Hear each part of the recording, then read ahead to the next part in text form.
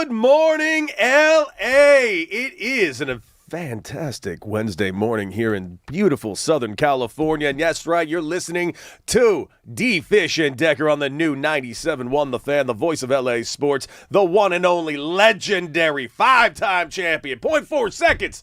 The one and only Derek Fisher, and of course myself, Cody Decker. We got Raj in the back. We got Aaron making us sound great. We got, of course, Crash making us look great on YouTube. And of course, get in the chat right away over there on YouTube at The Fan LA. Welcome to the show. Lots to discuss. D-Fish, you hit the links yesterday. How'd that Tuesday look for you?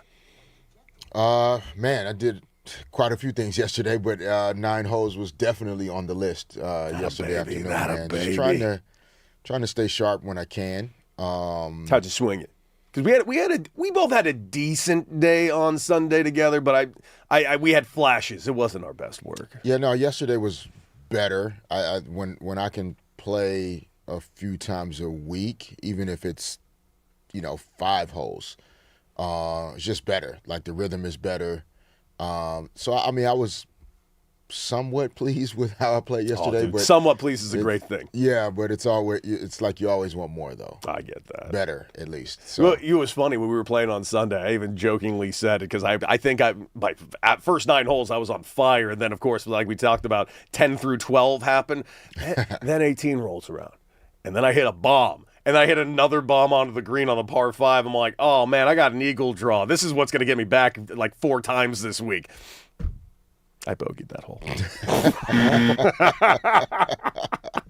It was a long eagle draw. It was a really, really long eagle draw. That is golf, man. That is absolutely unbelievable. Golf. Yes, that's how it works that way. How about you? How would you? Dude, you know what's funny? I was even texting Raj because I went down to Raj's neck of the woods down in Redondo, and I go to Hermosa a lot, but I'm never down in Redondo, that little area down there. And I always forget how cool that little fisherman's wharf thing is. And Raj was texting me a couple of bars that I needed to hit up. I didn't hit any of the bars up, but I walked by them. And one was just blasting Iron Maiden. I'm like, yeah, this place gets me. I dig that. It was a friend's birthday party. We ended up going like on a boat for like an hour, just literally around the harbor. But like in the water breaker type of harbor area. So it was like basically being in a real boat going in a pond over and over and over in a circle, except we went across one boat in the area, and then there was just a girl doing nude photo shots. Just no problem, clothes off, just enjoying herself in Redondo air. Hey, the sun was out. Might as well tan every part of your body. I didn't say I had a problem at all, Raj. I just said, at first we were going by, I'm like, oh, that woman's got a flesh-colored bikini. Oh, those are boobs. Oh, cool.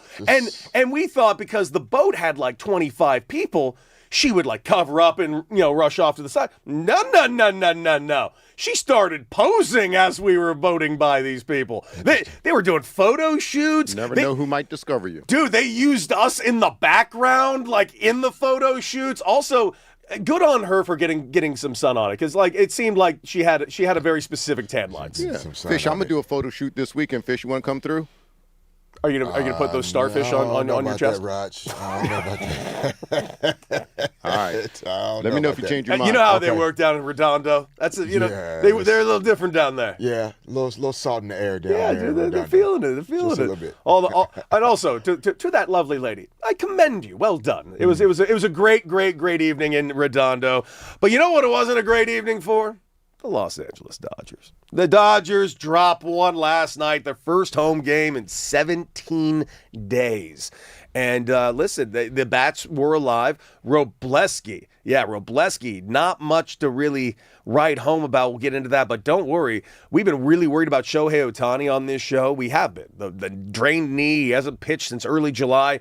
Well, he leads off the game making these types of noises. Mets on Sunday. That's driven in the air to deep center field, and that is a glorious bomb from Shohei Ohtani. That right there from Sportsnet LA yesterday, leading off the game with a solo home run. Shohei Ohtani with another solo shot. Pretty impressive. Another 2 hits on the night, one of which being a double in the 9th, which almost got the Dodgers over the hump. They ended up dropping this game 7-6, but it was basically the story of the game was Justin Robleski having himself his first really bad night of the year, giving up 4 home runs. Now, that being said, the 4 home runs he gave up, not very consequential because 2 of them were solo shots and then 1 2-run home run. End up being the only runs he gave up. However, when Max Muncy later in the game took the lead with the home run, that ended up being kind of it. And then the Dodgers gave up more. Julio Rodriguez with another not big knock that changed the game. Canzone's hit 2 home runs in the game, so that was a huge issue.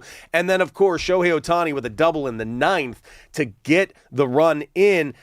And then advances to third base, no outs with the runner on third base, tying run, and no one can get him in, which is not something that normally should happen. You had Andy Pages striking out. You had Freddie Freeman grounding out to the first baseman.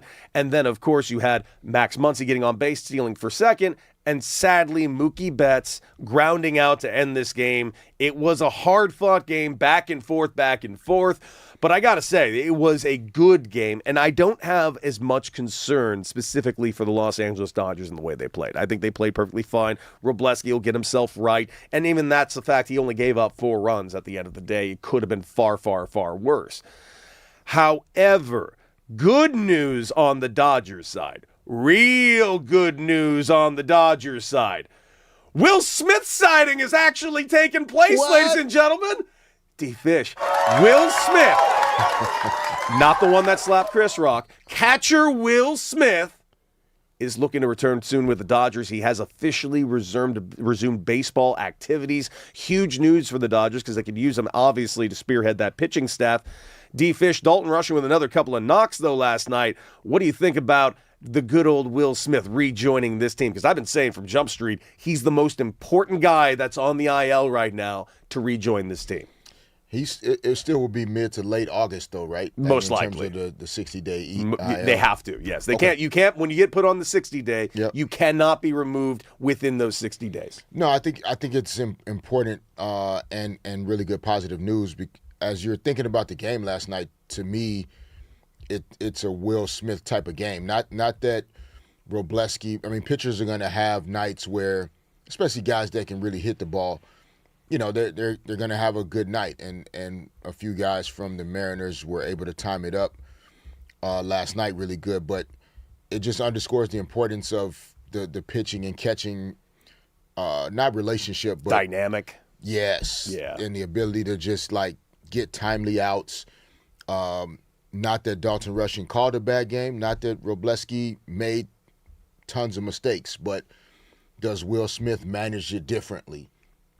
Are you able to get one of those guys out because Will Smith feels or sees something as a more experienced catcher that may be rushing, not because he's doing poorly, but just isn't maybe quite catching? And so, I think guys like Will Smith, you know, last night it's like we talk a lot about when guys aren't hitting, and then the Dodgers didn't have a problem hitting the ball last night. No, but swung it damn good. You give up 7 runs, so it's still, I won't say always, but a lot of times it's going to still come back to the defense in terms of pitching and catching. And so, Will Smith definitely hurry up and get back. Oh, boy, please hurry up and get back. And by the way, they don't even miss his bat at all because, you know, Dalton Rushing has been doing a phenomenal job offensively. And also, I will also say this. I feel like even though I've been spearheading, being very loud, hey, we need Will Smith back, Dalton Rushing has done a phenomenal job. Like, he really, really has. There's been some ups and downs. There's been some issues that have taken place. But listen, I like a guy that's got a little FU to him to his game every once in a while. The Dodgers have been like this very happy-go-lucky team for a long time. And how can they not be? They lived a charmed life. They got that manager in Dave Roberts. They got just kind of a good vibe to the team. Everybody and their cousin wants to be a Dodger. Like, being a Dodger and a Dodger fan right now is about as charmed of a life as far as a sports fan goes. So seeing the Dodgers kind of have themselves kind of like a little meta world peace on their team, a little guy that can kind of get to you a little bit, a guy that's going to slide into your ankles a little bit, a little old school flair. It might cause a problem here and there. It might sometimes be a little bit too much, maybe even at times tired. But you know what? I'm kind of glad they got a guy like this on the team. I mean, we talked about this. Fight breaks out. Who's going to be out there first? Yeah, we talked about this, I don't know how many weeks ago, that, sometimes you need that type of energy, around the group, especially a group that has been so successful over the last few seasons. You need some guys to come in there that haven't experienced all of that success, that are hungry and grinding and trying to make sure that you're not the only one that gets to have the fun. Like Dalton Rushing, or a young guy coming in, or even a veteran guy, which you're referencing, Meta. You come in and they don't have that championship history. They didn't win back-to-back titles. So coming into the team, it's like they're part of this group that has this aura around championship success and winning world championships and all these things, but they didn't experience it. So then they bring an energy on a daily basis that isn't the same as these other guys, even though they're on the same team and they're around each other every day. But he's kind of walking around like, yeah, no, F you guys. Like, I don't get to kind of kick my feet up and act like I want rings. Like, I have to go out here and earn my job every single day. And so that brings an edge to everything that he does.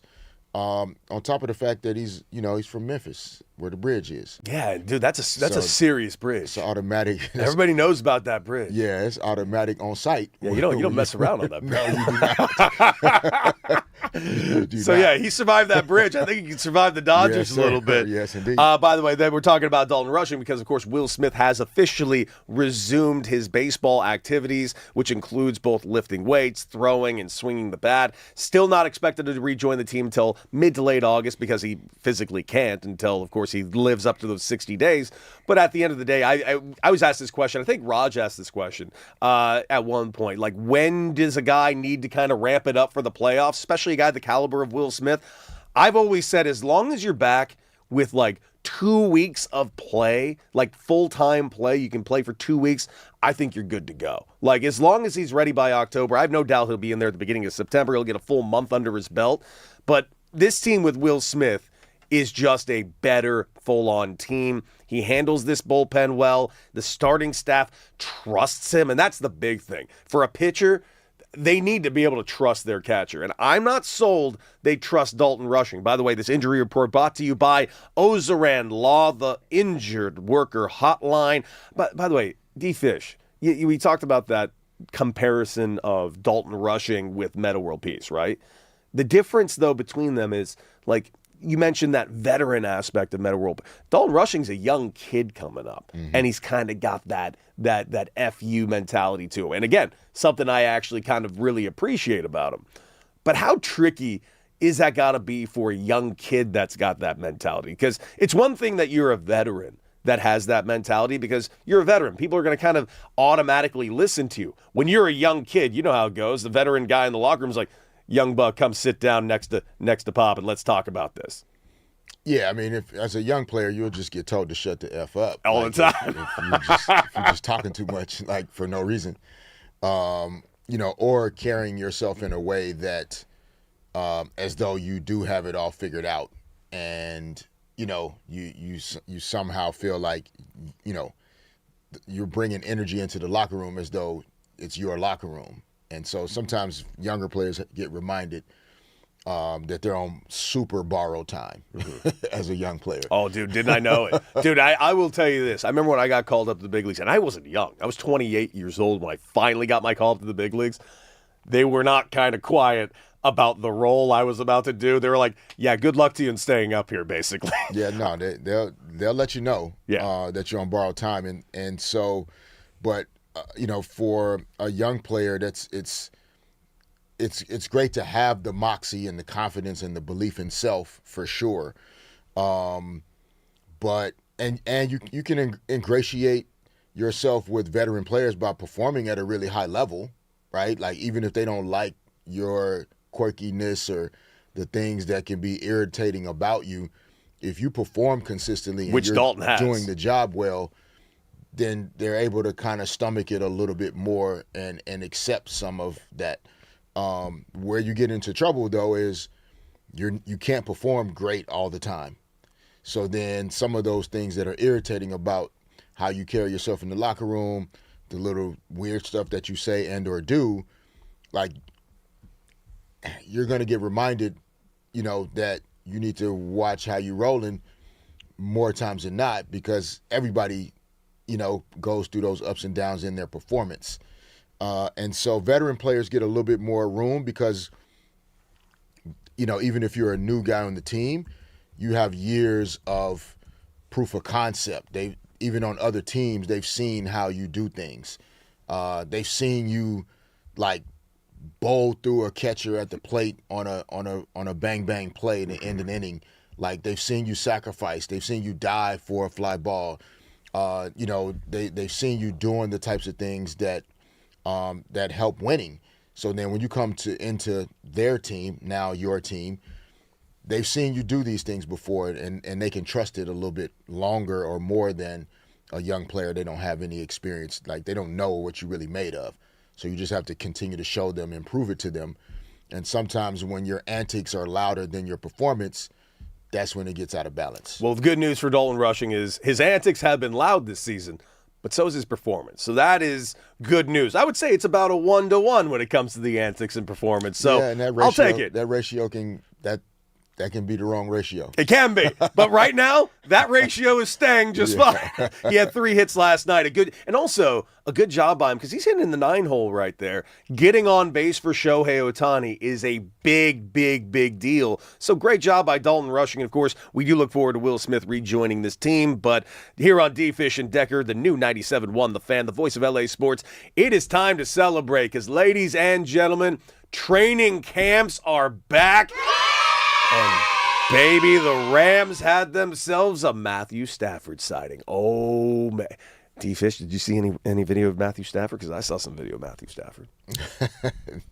No, no-look passes, no-look deep passes, one of which specifically to Puka Nacua that had the crowd kind of a little tantalized. He looked good. You know what he looked like? And I know this is going to be crazy to you. He looked like, dare I say, Matthew Stafford.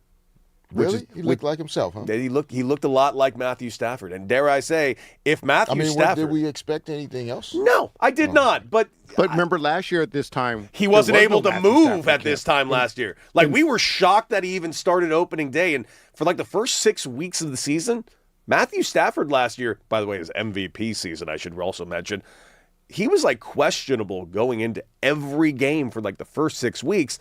And he just kept playing at such a ridiculous level. And then obviously the back was good enough for him to play the whole season. But seeing him this early in training camp, kind of feeling good, looking good, I don't know, man. The vibes around Rams camp, they've got to be about as high as any team ever. Do you think that's a thing that could be... Are they riding too high too early, D-Fish? That's my question. You're a guy that's been on championship teams with ridiculous expectations. This team is a championship team with ridiculous expectations. Little Casey at the bat, or you think the vibes are exactly where they should be? I mean, football is obviously very different. I think vibes in football early are huge. Like it just, and I'm not saying vibes in basketball aren't, but the season is just so much longer that you can't be too high for too long, like because you're just automatically means you're going to come down off of that high. Mm-hmm. Whereas in football, I think it's such a sprint. Like it feels like a marathon to those guys, of course, because of how much just physical trauma they put themselves through. But it's actually a sprint. I mean, it's 1 week at a time. There's no looking back. Like it's every week these guys are putting their lives on the line and they are sprinting through the tape for that 1 week. And then they kind of like ramp up to do it again the next week. In that situation, I think vibes being high are mandatory. Mm-hmm. There's no room or time for a dip because that's how you end up out. You don't win your division. You don't get that third down that you need. You just miss out on opportunity when you don't bring max energy, max effort, max focus every single rep. And so I love the fact that the vibes are high. Some teams coming off of, like, it was somewhat disappointing finish to the season last year. Like, this was a Super Bowl capable team. I was disappointed, man. Right? So sometimes it's hard to come back with good vibes after a disappointing season. Like, from what our experiences were like, when we had a disappointing finish to the season, our vibes in training camp the following year were more, it weren't really high. It was kind of like aggressive. Yeah. Like, I'm still mad from 6 months ago, and we're gonna take out this aggression and mad on each other in practice, and then of course the opponent. And so I think in football, I think it's great when the energy is good. It's so important to success. Well, here's Matthew Stafford on, of course, the training camp and how it's actually kind of evolved throughout Stafford's entire career. Yeah, I think it definitely, it definitely morphs as you get a little bit older. I remember being really young and just trying to figure it out, get my footing in this league and find a way to be successful and make sure that I'm executing all the plays correctly and doing all those kind of things. And now I'm in that point where I'm trying to make sure that, I want to do my job as good as I possibly can. I want to continue to try to play at a high level, but I want to elevate the guys around me too, right? I want to help our defense. I want to help our offense and try to push our team. And the fun thing for me is, I look around and there's so many guys doing the same thing, right? Like, I'm doing my best. If everybody does our best, we're going to continue to make each other better, and that's the goal. Listen, he's saying all the right things, and frankly, last year, we barely got Matthew Stafford in training camp. The fact that we're getting him at all at training camp, I think, is just the good vibes, the good views, the good thought process for this team. And the way they're handling him also, I think, is just a stroke of genius on Sean McVay's part. It's not necessarily, quote-unquote, load management. You're putting him in a position that not only is he going to be successful on the field, but your team's going to be successful. You just heard him talking about all the things that he's trying to affect as the quarterback of this team. Yeah, the NFL football, everything, goes through the quarterback. You have no shot really if, your quarterback isn't not just healthy, but able to perform at an MVP level. I don't know many teams that, have been successful, to my knowledge, in the NFL without a quarterback that was in the MVP running. If he's not out there on the field, he can't win MVP. Facts. So keeping him healthy, I think, the age part, I think that's low-hanging fruit, in terms of, like, we're doing it because of age. I think even as a younger, even if he was 28, like, coming off of a year where he was a little bit banged up, they did play a lot of football still, last season. You just want to be smart about how you ramp things up. And I like the way they're managing it. And not only him, I think there are other players within the group that they're trying to be smart about in terms of managing their physical workload. And man, it's going to be a lot to discuss when it comes to the Rams, because the Rams are going to be one of the biggest stories in the NFL all season long. But coming up in the show, later on in the show, we got Bill Reiter joining us in the 9 o'clock hour. And of course, Dylan Hernandez joining us to talk about all things Los Angeles Dodgers and trade deadline. But coming up, boy, oh boy, Clint Kubiak, the head coach of my Raiders, baby. He came out and addressed the quarterback room and made an announcement on day one. What is that announcement? We will discuss right here on D. Fish and Decker on the new 97.1 The Fan, the voice of LA Sports.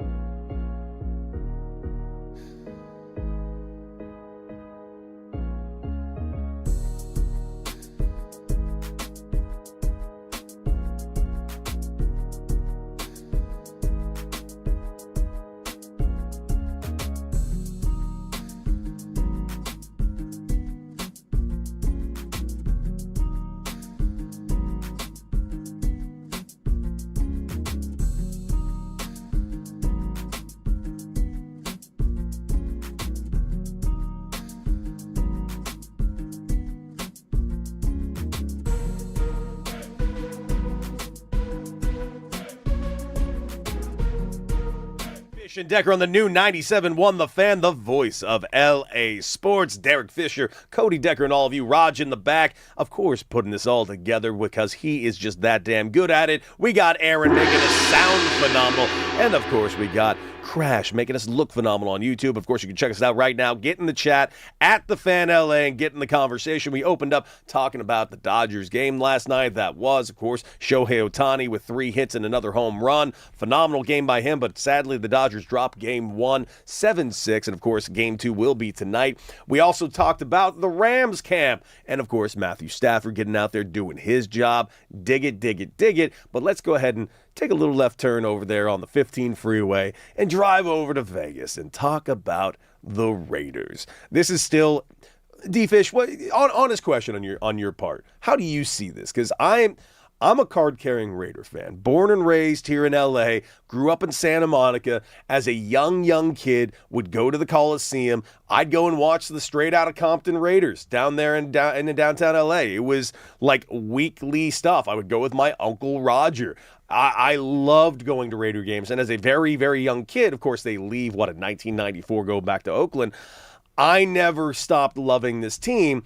And guess what? There's a massive community here in this city that also never stopped rooting for this team. So much so that I'd make the argument, if you go to a Charger game against the Raiders, that's basically a Raider home game.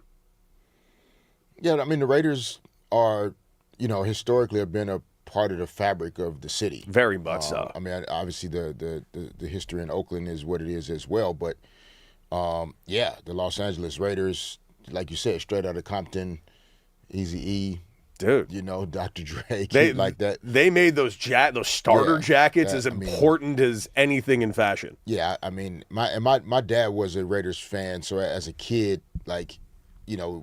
watching some of the games and seeing, watching the team play on Sunday a little bit at times was, it was kind of part of my childhood, but yeah, so I don't necessarily think the location in Vegas changes that for you or for, folks that are never did for me.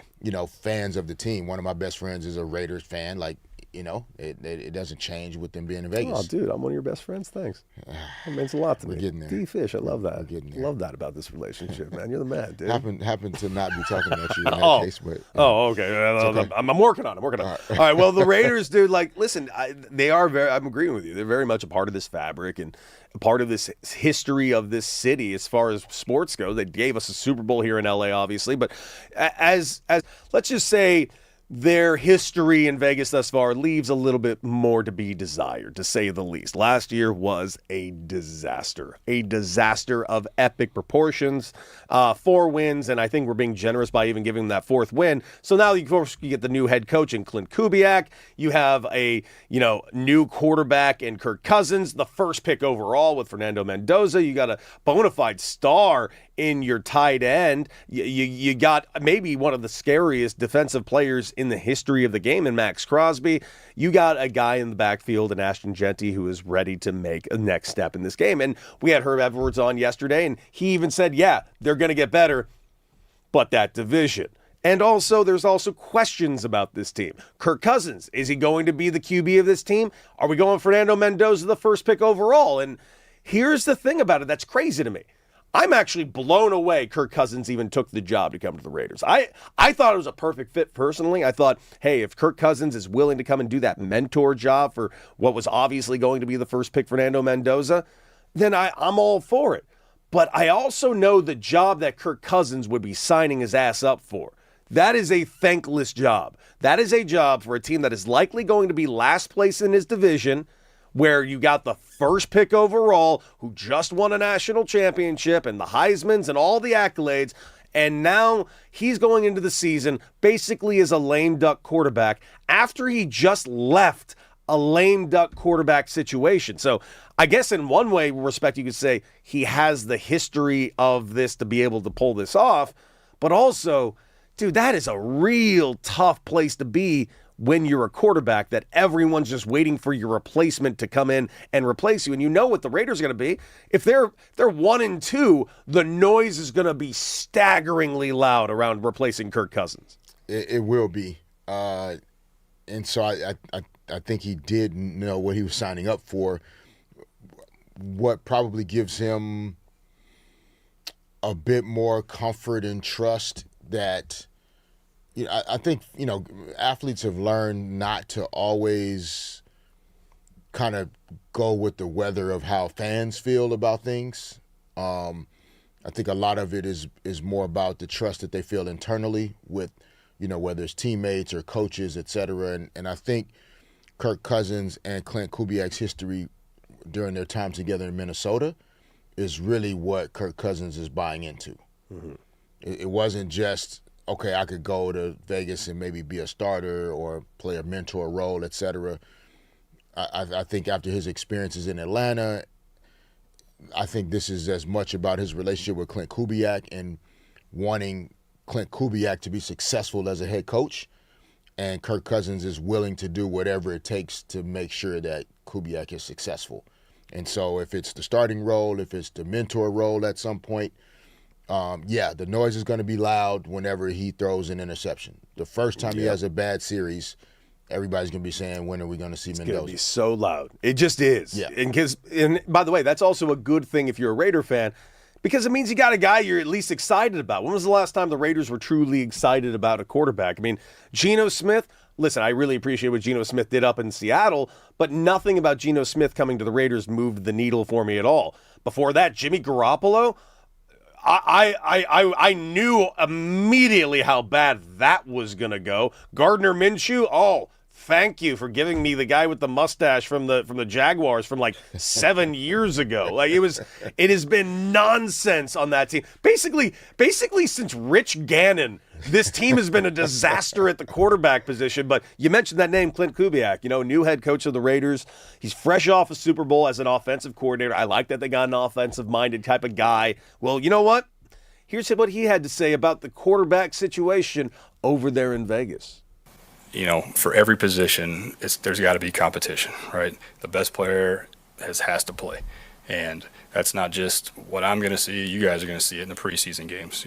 We as coaches, we're going to see who the best guard is, okay, best quarterback across the board. There's battles everywhere on the roster. So it's important for me to be fair to the players is to put the best player out there. When we go out to practice tomorrow, Kirk Cousins is the starting quarterback. He's the guy. And he's going to get a ton of reps, and he deserves them because he's played really good football. But I want Fernando and I want Aiden to push him. I love it. I do love it. And, of course, that's from the press conference yesterday. But what's your takeaway on that, D-Fish? I mean, is that just coach speak, or do you think that Kirk Cousins – and he did say specifically tomorrow Kirk Cousins is the starting quarterback. What does that say in 2 weeks?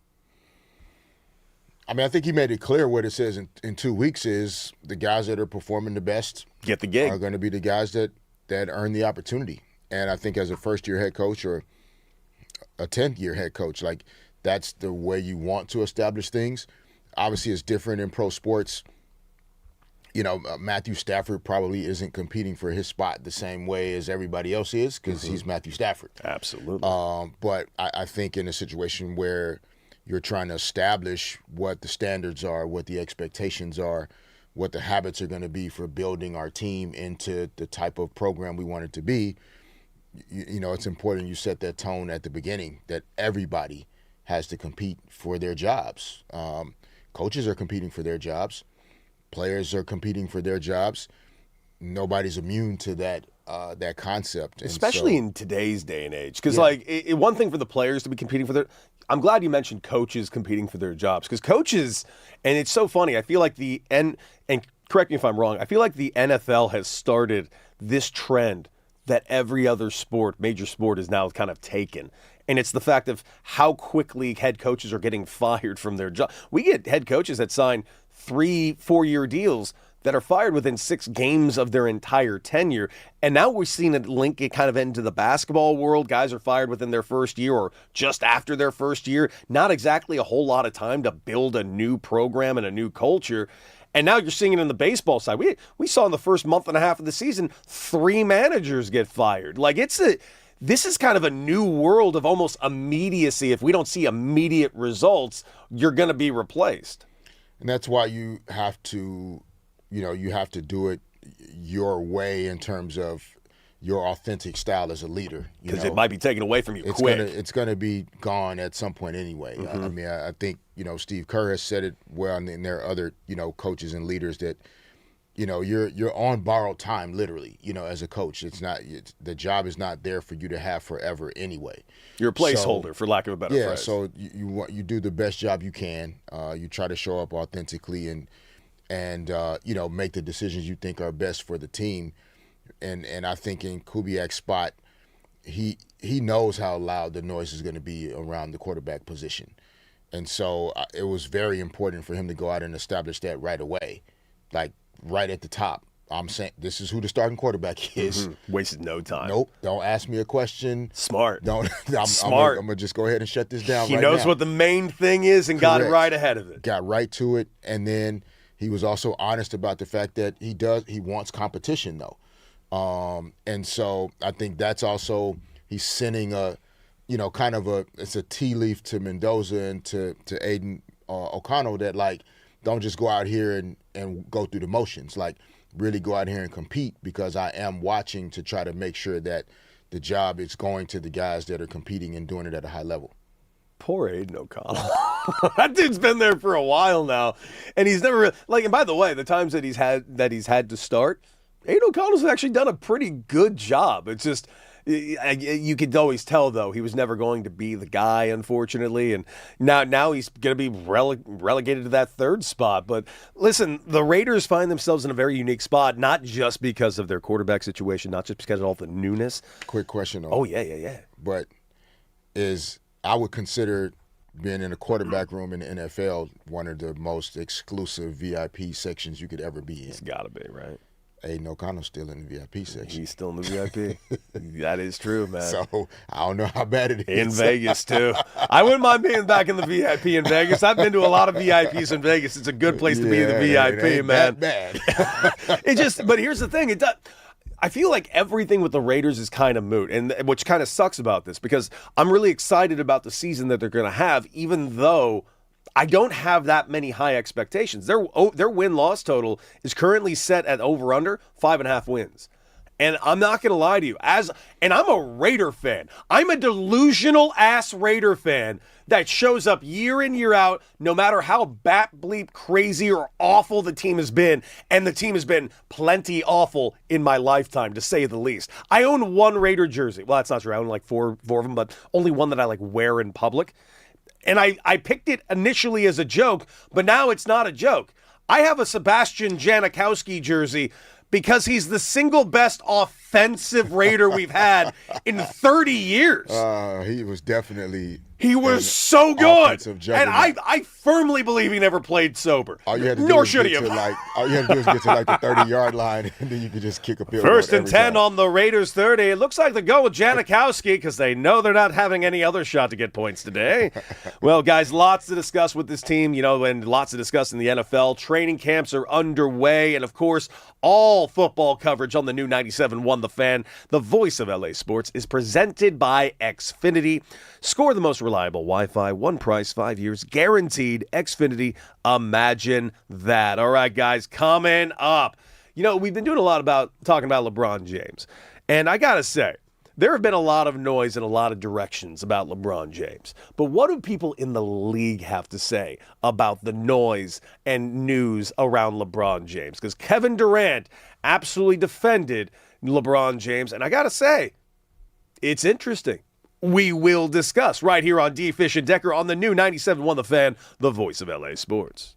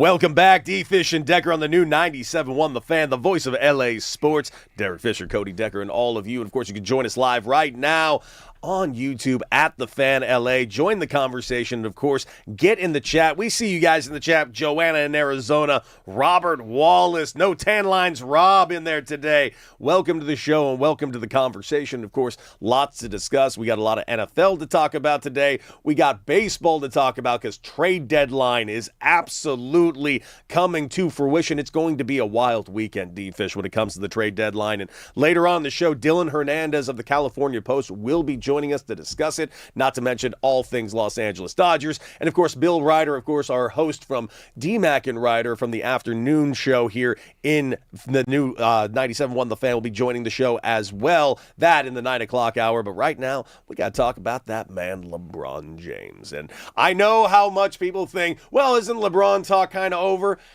At the end of the day, LeBron talk never really ends because LeBron is one of those guys that kind of transcends the sport. Now, whether you're annoyed by it or not annoyed by it, doesn't matter. Here, I'll be fully transparent. Half the time, it's about 50-50 for me, D-Fish. Half the time, I am annoyed by the LeBron coverage that exists in the world. I absolutely do. And half the time, I'm very annoyed by it because a lot of it is done by him. That being said, I don't blame him for that. I understand all of this. He is one of one. He is arguably the GOAT. He has so many production companies. The man is a billionaire. So yeah, obviously he's very good at keeping his name in the zeitgeist. Does it sometimes irritate me? Yes. Is it sometimes extremely necessary? Also yes. Because frankly, it is news, and the way he actually went about his free agency, it wasn't just kind of big sporting news. It was the biggest sporting news we had, and it wasn't because it was a dead time in sports. The man was holding up the entire NBA.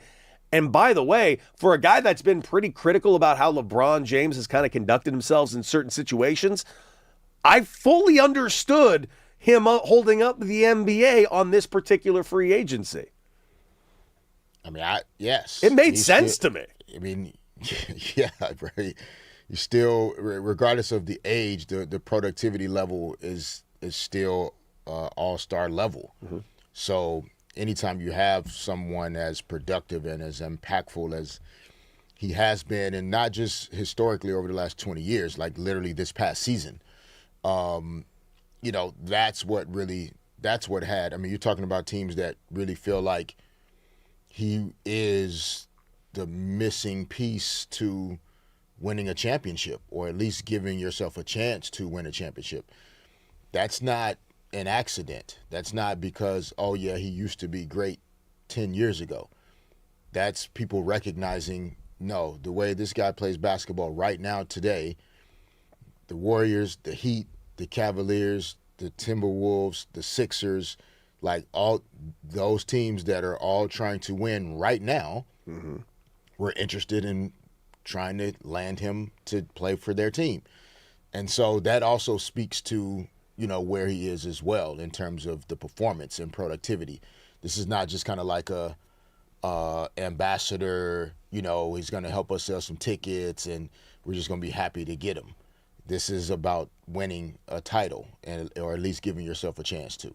Well, it's funny you say that. Specifically, the title conversation has barely been all over the place. We've heard every talking head talk about it, radio shows, TV shows. Oh, ring chasing, he's doing that and this. And the ring chasing of it never really made a whole lot of sense, specifically that argument. But here's the thing.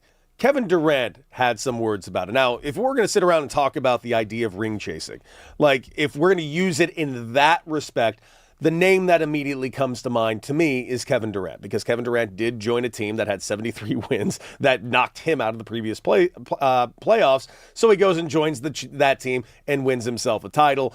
Now, if we're going to have the ring chasing conversation, yeah, I can totally understand people being annoyed by that. I was annoyed by Kevin Durant going to the Golden State Warriors. Absolutely. But Kevin Durant does make a very good point when discussing specifically LeBron James and his off-season moves. Do we have sound on Kevin Durant? No, we don't. Well, that's fine. Kevin Durant was basically going on and on about specifically players are chasing three things and three things only: money, Maybe it's rings, championships, and that's basically it. Like, that's what everyone is chasing at the end of the day when they're playing these games, especially if you're somebody at the level of LeBron James. And the whole thing of the ring chasing, of which every player is chasing a ring, going to a team that hasn't won a title in 40 years does not exactly scream the ring chasing thing to me at all. Going to OKC or to the Spurs, that's a different conversation. Yeah, I would say it's a different conversation. And I think Durant's thoughts around, the things that everybody's chasing something, right? Like, and you could add one or two things to the list. Yeah, money in terms of, per year, the contract, money in terms of long-term security. Like some athletes have, like when I signed with the Golden State Warriors in 2004, it wasn't because I thought the Warriors could win a championship at that time. It was because I had spent 8 seasons in LA. Half of those seasons I was kind of splitting, starting and coming off the bench. The other half I'd started. I've been on, multiple championship teams that had played, in the finals.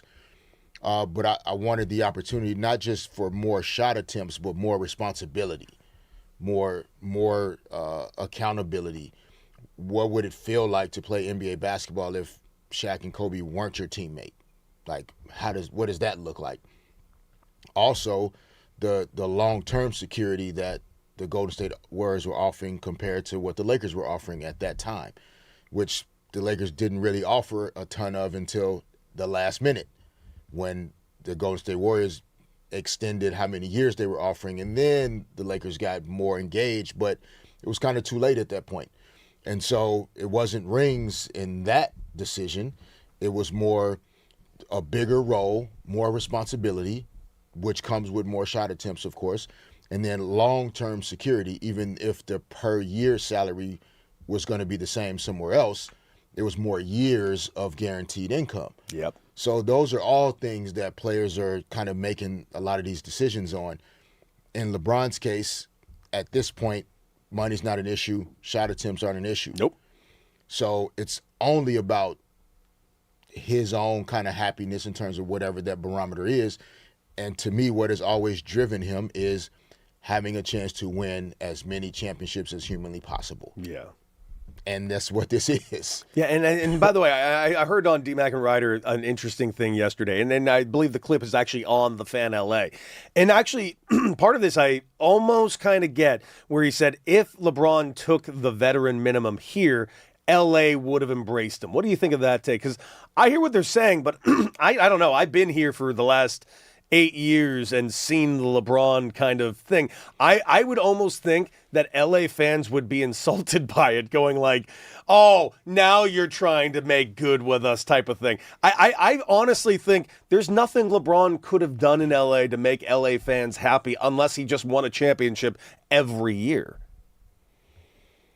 And even then, they might not have been happy. Yeah, I mean, it was never about money. Mm-hmm. It wasn't like they were negotiating back and forth around money, and then it got to a point where, okay, we're not going to be able to see eye to eye on money, and so therefore we're going to go in a different direction. Now, if the Lakers assumed or felt like, yeah, we can't, if we go to him and say we need you to resign for the veteran minimum, that could be offensive. I understand that position. Right? And it's probably a conversation they never had, to be honest. So that's also kind of where you can end up in a really difficult spot. Yeah. Where instead of the organization having that conversation and possibly offending in a major way that player or that representative, you just kind of sit pat, and then, which could also feel offensive. Yeah, as well. like it's so weird because it seems like it's even in the chat. Joanna in Arizona says LeBron was damned if he did and damned if he didn't, no matter what he did. And I kind of feel like the Lakers were kind of as well in the handling of LeBron. It seemed like there was no way for this to really kind of come together and work anymore. Yeah, and I think that's why it was the smart thing to do. for LeBron to say, hey, you know what, I'm not going to return because I think from a basketball perspective, first and foremost, it wasn't necessary. Even when they were playing at their best, it still may not have been enough to get out of the Western Conference. So that was probably one of the first things that he was assessing and evaluating. And then secondly, okay, maybe this doesn't quite fit as well. And some of the needs that the team has, I'm going to probably block those based on the way that they want to move now that they want to build this around Luka. So let me just go somewhere else where, I can find a better way to fit in. And so, yeah, in terms of what guys are chasing or playing for, it's all different reasons. We used to lament guys that played only for money. And then now when a guy's playing only for championships, we got a problem with that. Now if chasing winning is somehow negative. Yes, it's weird. And I don't completely understand the thought process, but we will discuss as the show goes forward. Guys, coming up, the latest on Jonathan Kuminga. Will we see him in purple and gold? We will discuss right here on D. Fish and Decker on the new 97.1 The Fan, the voice of LA Sports.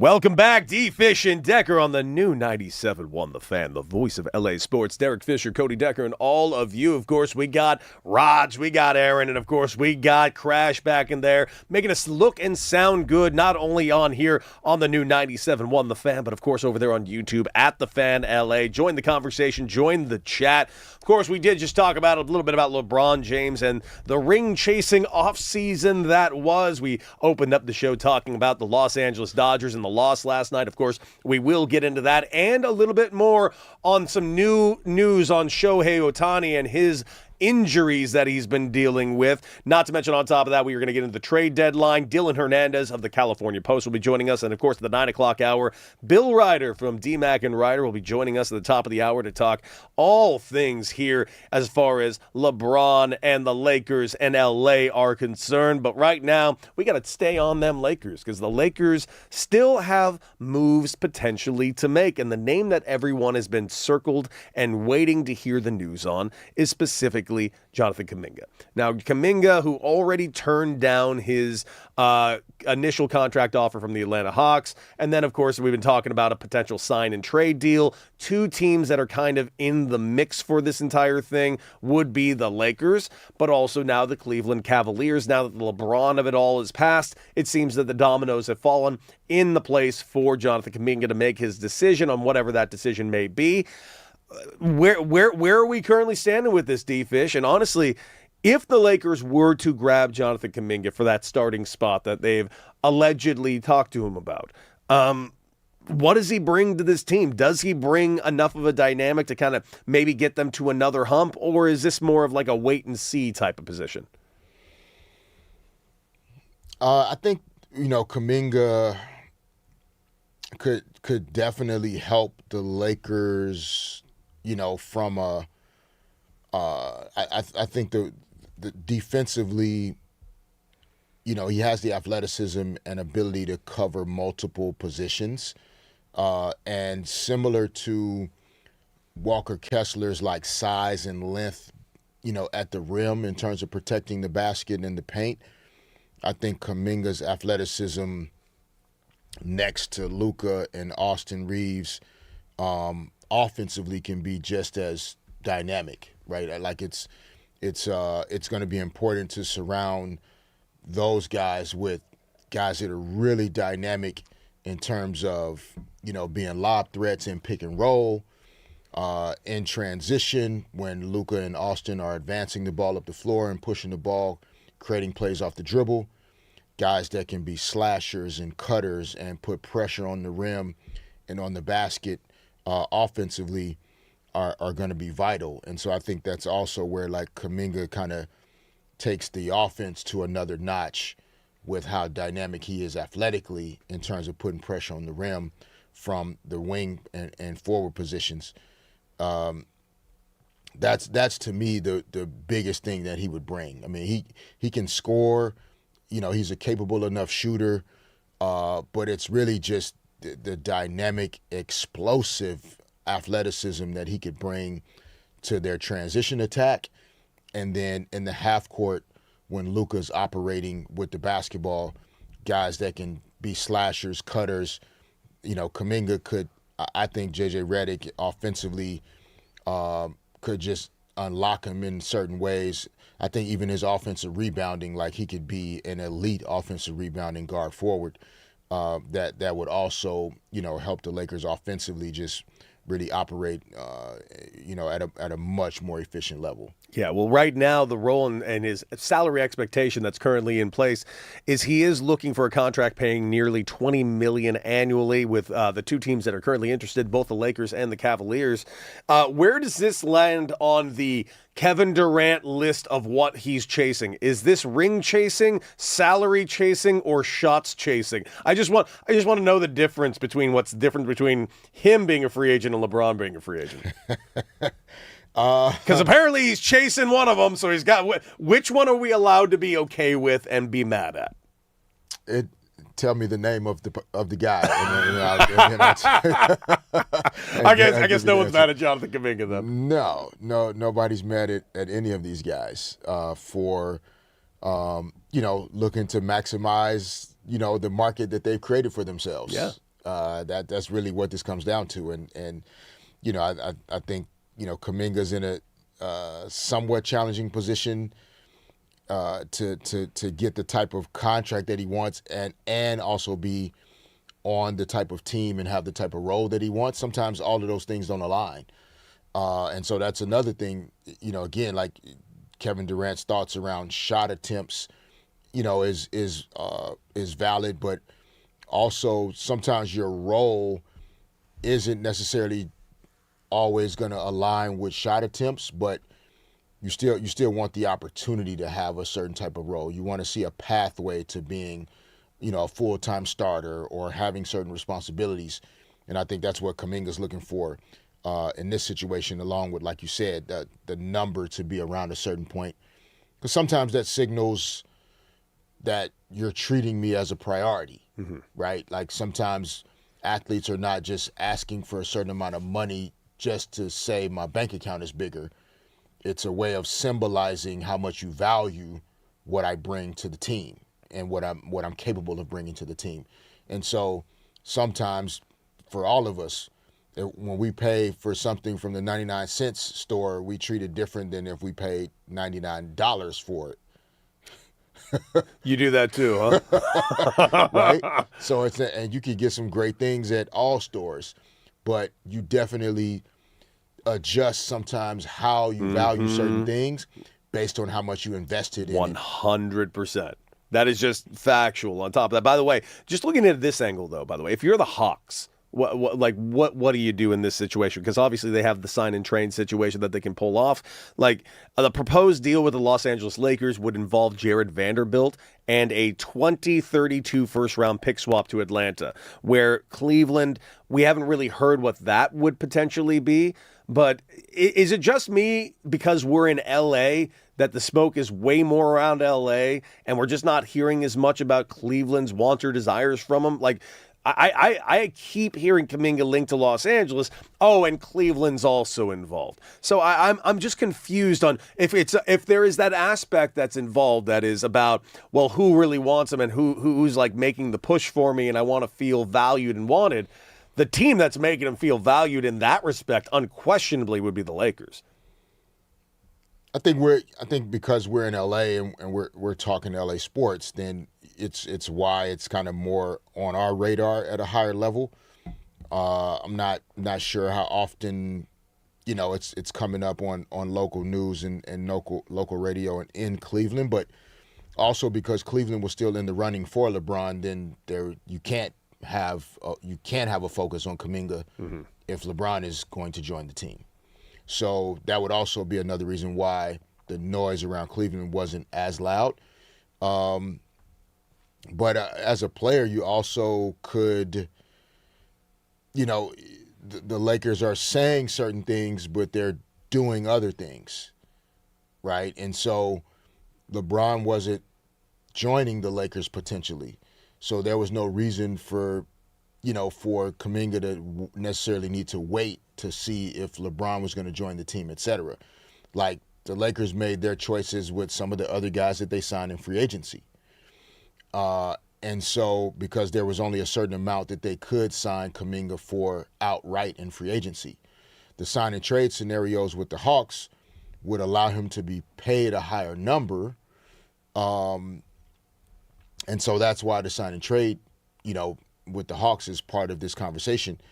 And so the Hawks are part of all of this, you know, even taking place. So what the Lakers have to offer compared to what the Cavs have to offer, or even what other teams have to offer. And eventually the Hawks know Jonathan Kuminga is going to want to play basketball somewhere. And so the Hawks are just waiting for somebody to offer them something that they feel like is worth them getting involved in this sign and trade, you know, kind of execution.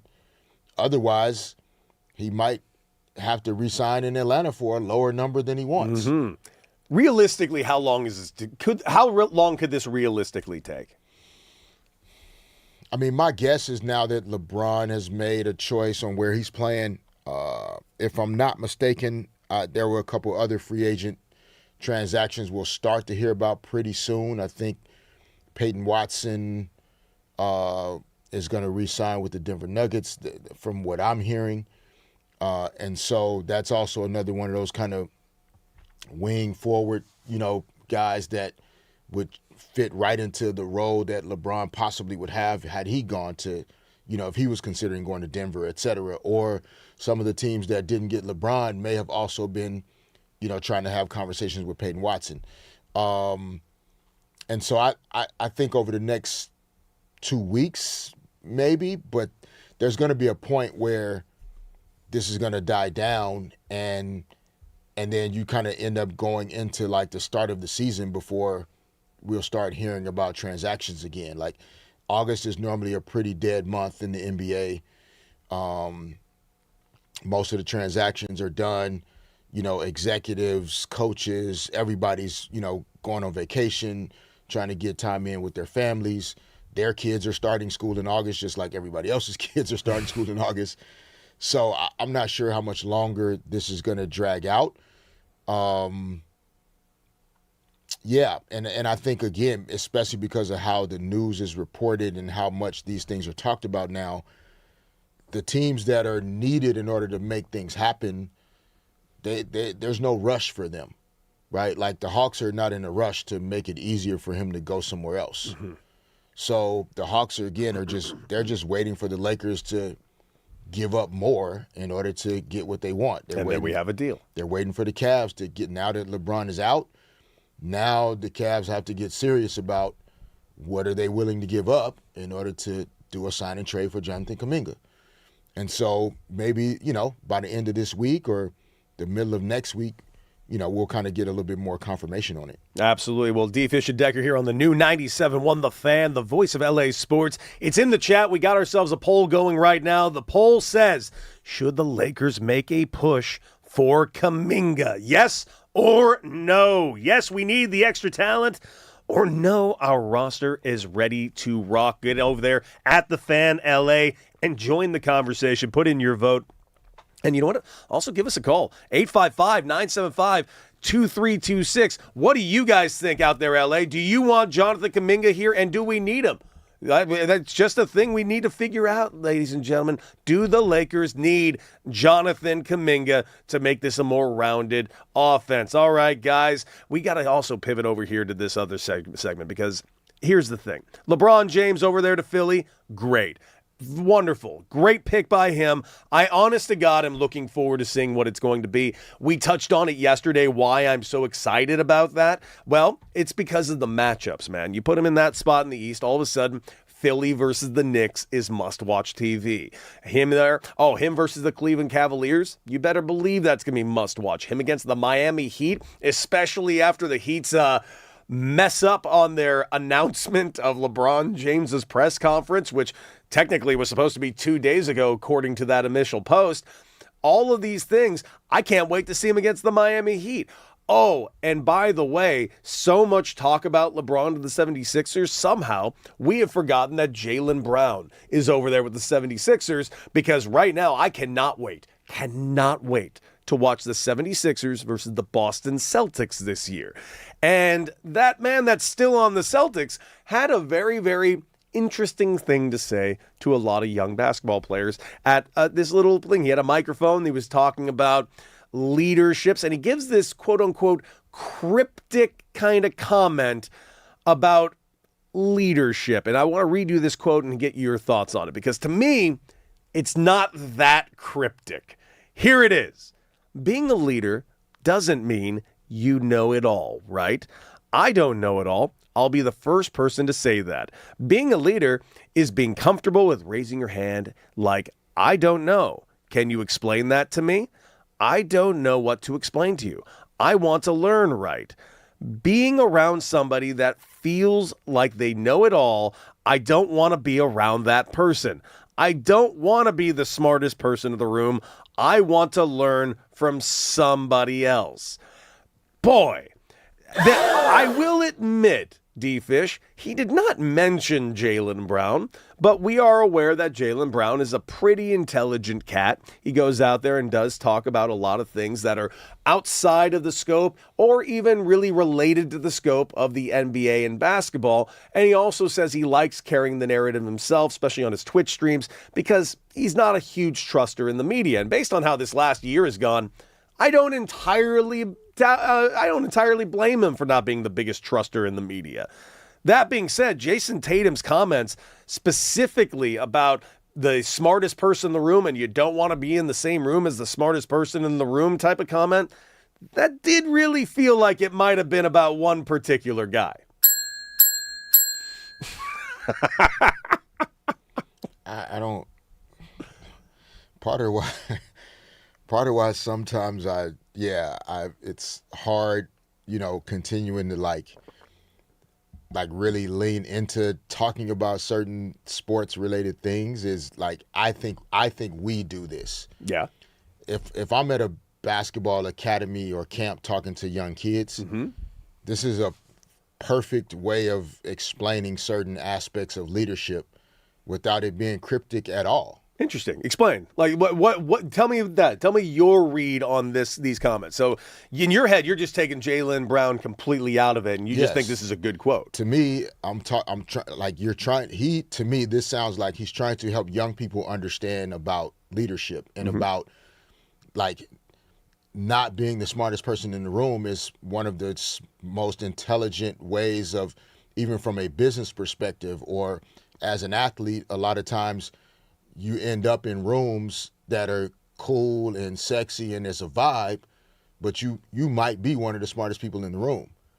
When in reality, you're in the wrong room. And you want to be in rooms with people that are way smarter than you, that have accomplished more than you, that think on a higher frequency than you do, so that you can learn and grow and become a better version of yourself. That's the way I would take it if we didn't even start this whole thing with Jaylen Brown beef. If we just took that part out and somebody just read what he said to me or played the sound, I would not think Jaylen Brown for 1 second. That's just me. Really? Because I'll admit.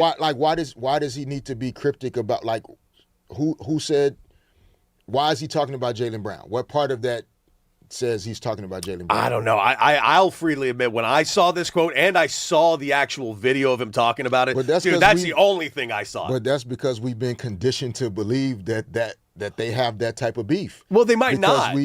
Right. So if they don't, why would he be talking about it? Well, Jaylen Brown, if I may interject here, Jaylen Brown is considered one of the smartest guys in the NBA. I would agree with that. And I agree with that. In his podcast, he's been saying a lot on that podcast. Very intelligent the way guy. He talked himself out of Boston. I know there's some financial reasons, and I hate the trade. But when you're using the words, I don't think Jason Tatum is a dumb guy. So when you're using the word smart guy, that's a cryptic way of, that's like in a rap lyric in the old school when they used to be a little more subtle about dissing someone. You use a little something that you're known for and mention that. So I think that was 100% at Jaylen if we read between the lines. And that's what, I'm a habitual read between the line. And D-Fish, listen, I'm normally very much with you in a lot of these things. I do think a lot of these things are taken out of context all the time. It happens nonstop, how easily comments can be taken out of context. I'm having trouble finding a way that this is taken out of context. This seems maybe not targeted, but it seems like it is inspired by recent events. Yeah, maybe so. I mean, maybe so. I guess I haven't read too much into whatever their relationship is or has been, and so I'm not viewing it that way because I've not leaned into like, the two of them not be like, they won too many games together to actually have this whatever beef. I would agree with that wholeheartedly. You know what I mean? So I'm not as inclined to start there, but I understand what you guys are saying, and I don't know. I just kind of feel like why be so cryptic if that's really how you feel? I think, you know how it goes with people. And by the way, I'm not accusing Jason Tatum of absolutely anything. I think Jason Tatum is an extremely well-spoken guy who doesn't really want to, throw quote-unquote shade. So I think like this is, as far as you actually described it first, I think it is a very good quote about leadership and everything. But based on all the smoke that's been around it lately, I mean, it's so impossible for you to read this quote, especially this being around somebody that feels like they know it all. I don't want to be around that person. I don't want to be the smartest person in the room. I want to learn from somebody else. It really feels very direct. Now, there is a chance that it's not direct at all because maybe Jason Tatum wouldn't do that. Because that's actually true. I agree. It is true. I don't want to be around a person that thinks they know it all. But I don't why does that have to be specifically and only Jaylen Brown? Now, I didn't say only Jaylen Brown, but it does seem, based on the timing, specific. Got it. So he scheduled the camp to talk to the kids. That's what this is all about. He's like, when can I schedule a camp so I can put out this mild shade to Jaylen Brown?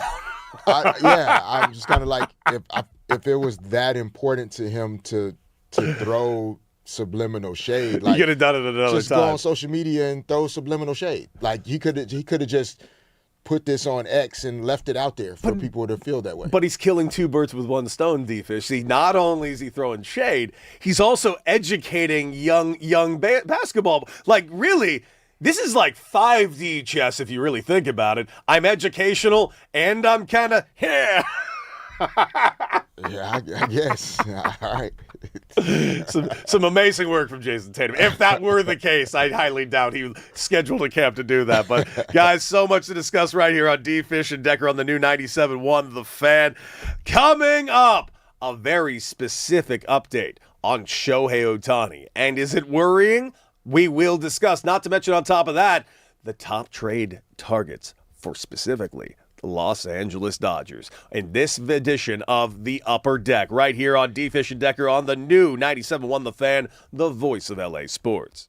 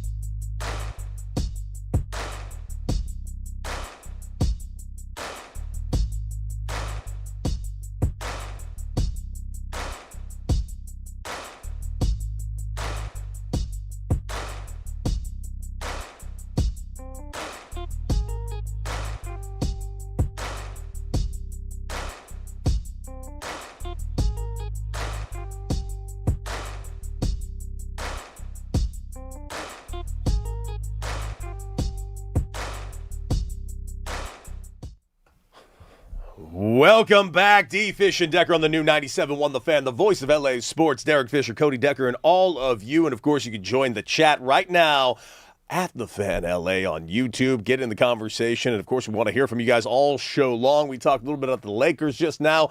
Not to mention, on top of that, the cryptic quotes from Jason Tatum. Whether or not they were attributed specifically to Jaylen Brown or not, that is up to you to decide. But, guys, right now we got to talk about Major League Baseball and the team of the year, the Los Angeles Dodgers, who did drop their game last night 7-6 to the Seattle Mariners. Big win for the Mariners, by the way, for a team that has been kind of on the outside looking in for most of this season and has very much underperformed. They find themselves only a game and a half out of a wild card spot, which begs the question, are they going to be buyers or sellers at the trade deadline? So that is a conversation that will have, and yes, can affect the Los Angeles Dodgers specifically. But one thing that has absolutely affected the Los Angeles Dodgers has been the health of Shohei Ohtani. Shohei Ohtani has been a little up and down lately with his health as of late. July 3rd was the last time we saw him on the mound. We have not seen him back since. And they've been lingering injuries that we normally don't see out of a Shohei Ohtani, D-Fish. You know, we normally don't see Ohtani hobbled out there. He has been, to this point, fairly superhuman. He just has been. I mean, everything that he's done has been off the charts, superhuman type of stuff. And his pitching prowess this season has been through the roof and ridiculous. He's got a 1.79 ERA. He's winning at a crazy clip, striking out guys left and right. However, the blister issue where we're seeing blood coming out of his hand, and then, of course, the left knee issue, which eventually led to the knee draining operation over the All-Star break. Well, we knew he was getting ready to throw his first bullpen. He throws some flat grounds, and those of you that don't know what a flat ground is, it is simply that. It's a pitcher just in the outfield throwing on a very flat surface, very safe, very easy. Well, he finally got on the mound for the first time, and that bullpen session had to be cut short. Here's Dave Roberts specifically on the health of Shohei Ohtani. I think there is an effect from the lower half to the compromising of the upper half, the arm.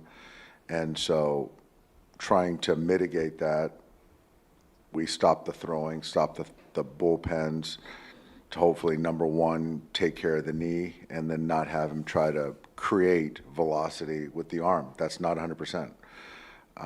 So that's kind of where we're at. And then if we look at him and his value for our ball club, we need him in the lineup.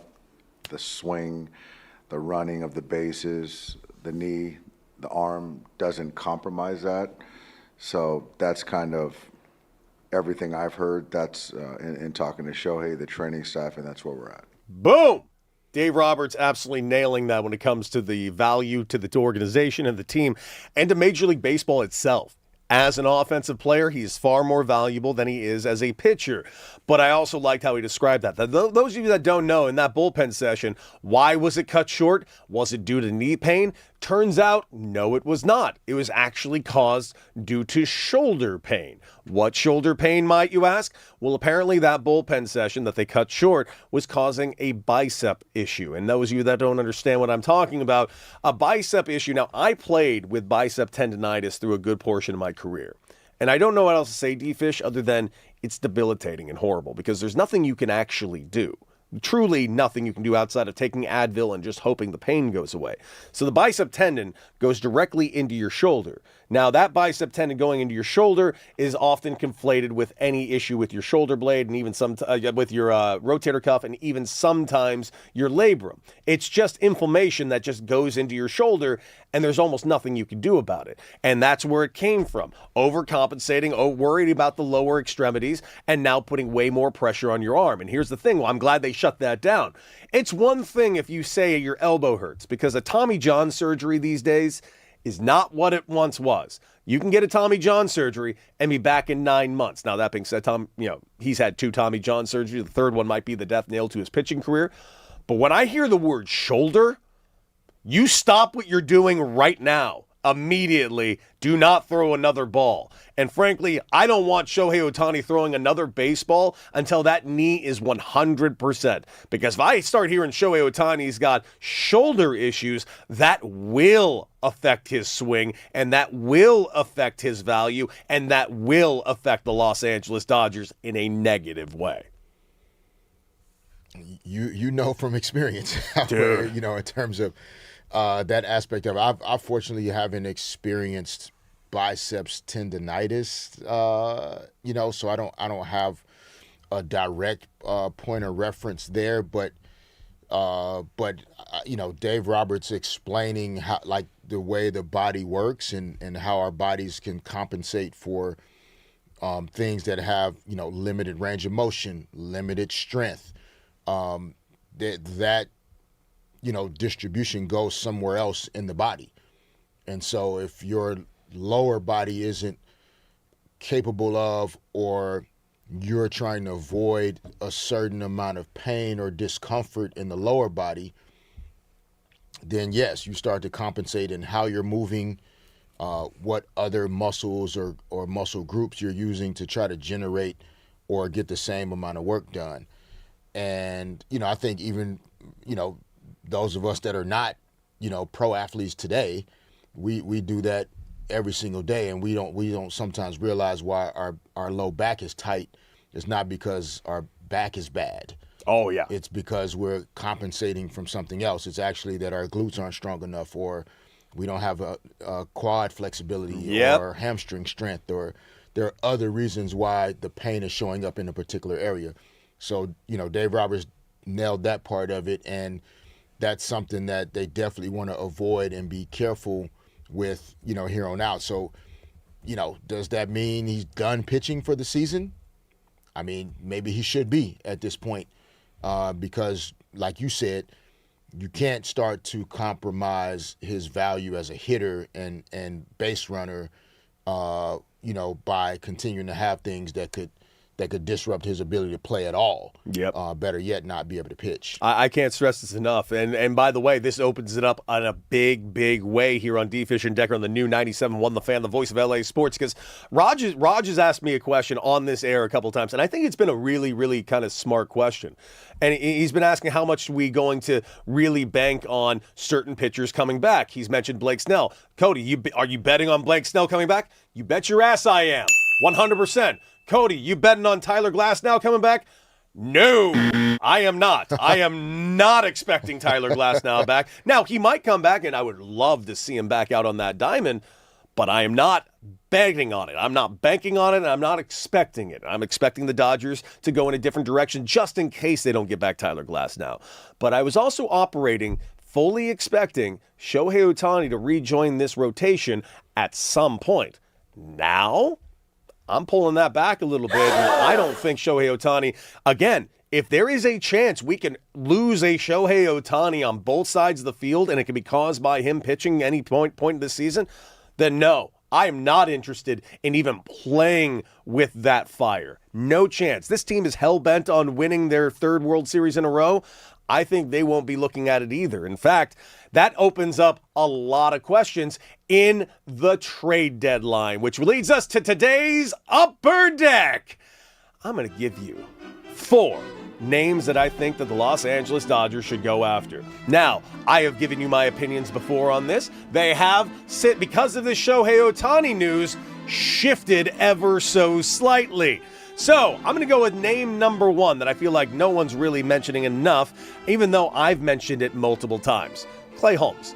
Clay Holmes is a very, very obvious choice out of the New York Mets. He's been a closer for the Mets, he's been a closer for the Yankees, and he's been a top-tier starter this season for the Mets. Now, he is injured right now, but it's not an injury due to some sort of overwork. It was a freak injury, a line drive that broke a part of his tibia. He is expected to return to the team in the next couple of weeks. He would be a perfect guy that you can use as a swing role to go back and forth. Another name that might be interested, well, Shane Bieber is an interesting guy, and he's an impending free agent with the Toronto Blue Jays. Another Blue Jay I do think also, as a little caveat that I think should be thrown on this list, is also Kevin Gossman, starting right-handed pitcher. He was a stud with the Giants, and honestly, he'd be a great addition to the Los Angeles Dodgers. I'm going to do it. I'm going to throw the sexy name out there. Do it. The name I've been saying you didn't need all along. But now that I'm expecting not one but two starters not returning to the staff, ladies and gentlemen, the third name on the list is Tarek Skubal. I've been saying it all along. They don't need him. I have officially changed my mind. He's come around. Ladies and gentlemen, if we're not going to see Shohei Ohtani and Tyler Glass now, and there's a real expectation that might not take place, go ahead and open the books, get them prospects over there to Detroit, throw in Emmett Sheehan, and get your hands over there on Tarek Skubal. Will it piss off the entire baseball world? You bet your ass it will, and do it anyways, because the Dodgers don't care. And last but not least, who I honestly think should be at the top of the Dodgers list. It's not Tarek Skubal. It's another starting pitcher and Cy Young Award winner, and yesterday he pitched a dominant game, which might be his final start for the Miami Marlins, and he did it against the Philadelphia Phillies, a team that if you're a Dodger fan, you should worry about a little bit. 11-6, 3.82 ERA in 23 starts. He's thrown 150.2 innings. Sandy Alcantara, out of the Miami Marlins, who is having a bounce-back year and looks like the Sandy of old as of right now. Ladies and gentlemen, he's a right-handed arm that you could throw into this team. A perfect thing to throw into this starting rotation, especially when you have the lefty Snell returning. You got the lefty Robleski in that starting staff. If you go into the playoffs with a Sandy Alcantara, a Yamamoto, a Robleski, and a Snell, ladies and gentlemen, that is a frightening playoff combination that can go up toe-to-toe with just about anybody you can ever dream of. My number one pick for the upper deck would be Sandy Alcantara. Okay. I didn't see him on the list. That's because I decided to pull an audible and throw him in there. There are audibles in baseball. In baseball. It's one of my favorite things to call at the line when I'm playing baseball. Everyone loves themselves an audible. Guys, lots to discuss on the show. Later on in the show, of course, we are going to have Bill Reiter joining us in the 9 o'clock hour to talk about LeBron James and all of the LA feelings of it all. Not to mention, we're going to have Dylan Hernandez in the next hour talking the trade deadline, Ohtani, and all things Dodgers out of the California Post. But coming up, wild NBA offseason leading to a potential ratings boost? I think it might be the case, but we'll find out when D-Fish and I, whether or not we're in or out. Right here on D-Fish and Decker and the new 97.1 The Fan, the voice of LA sports.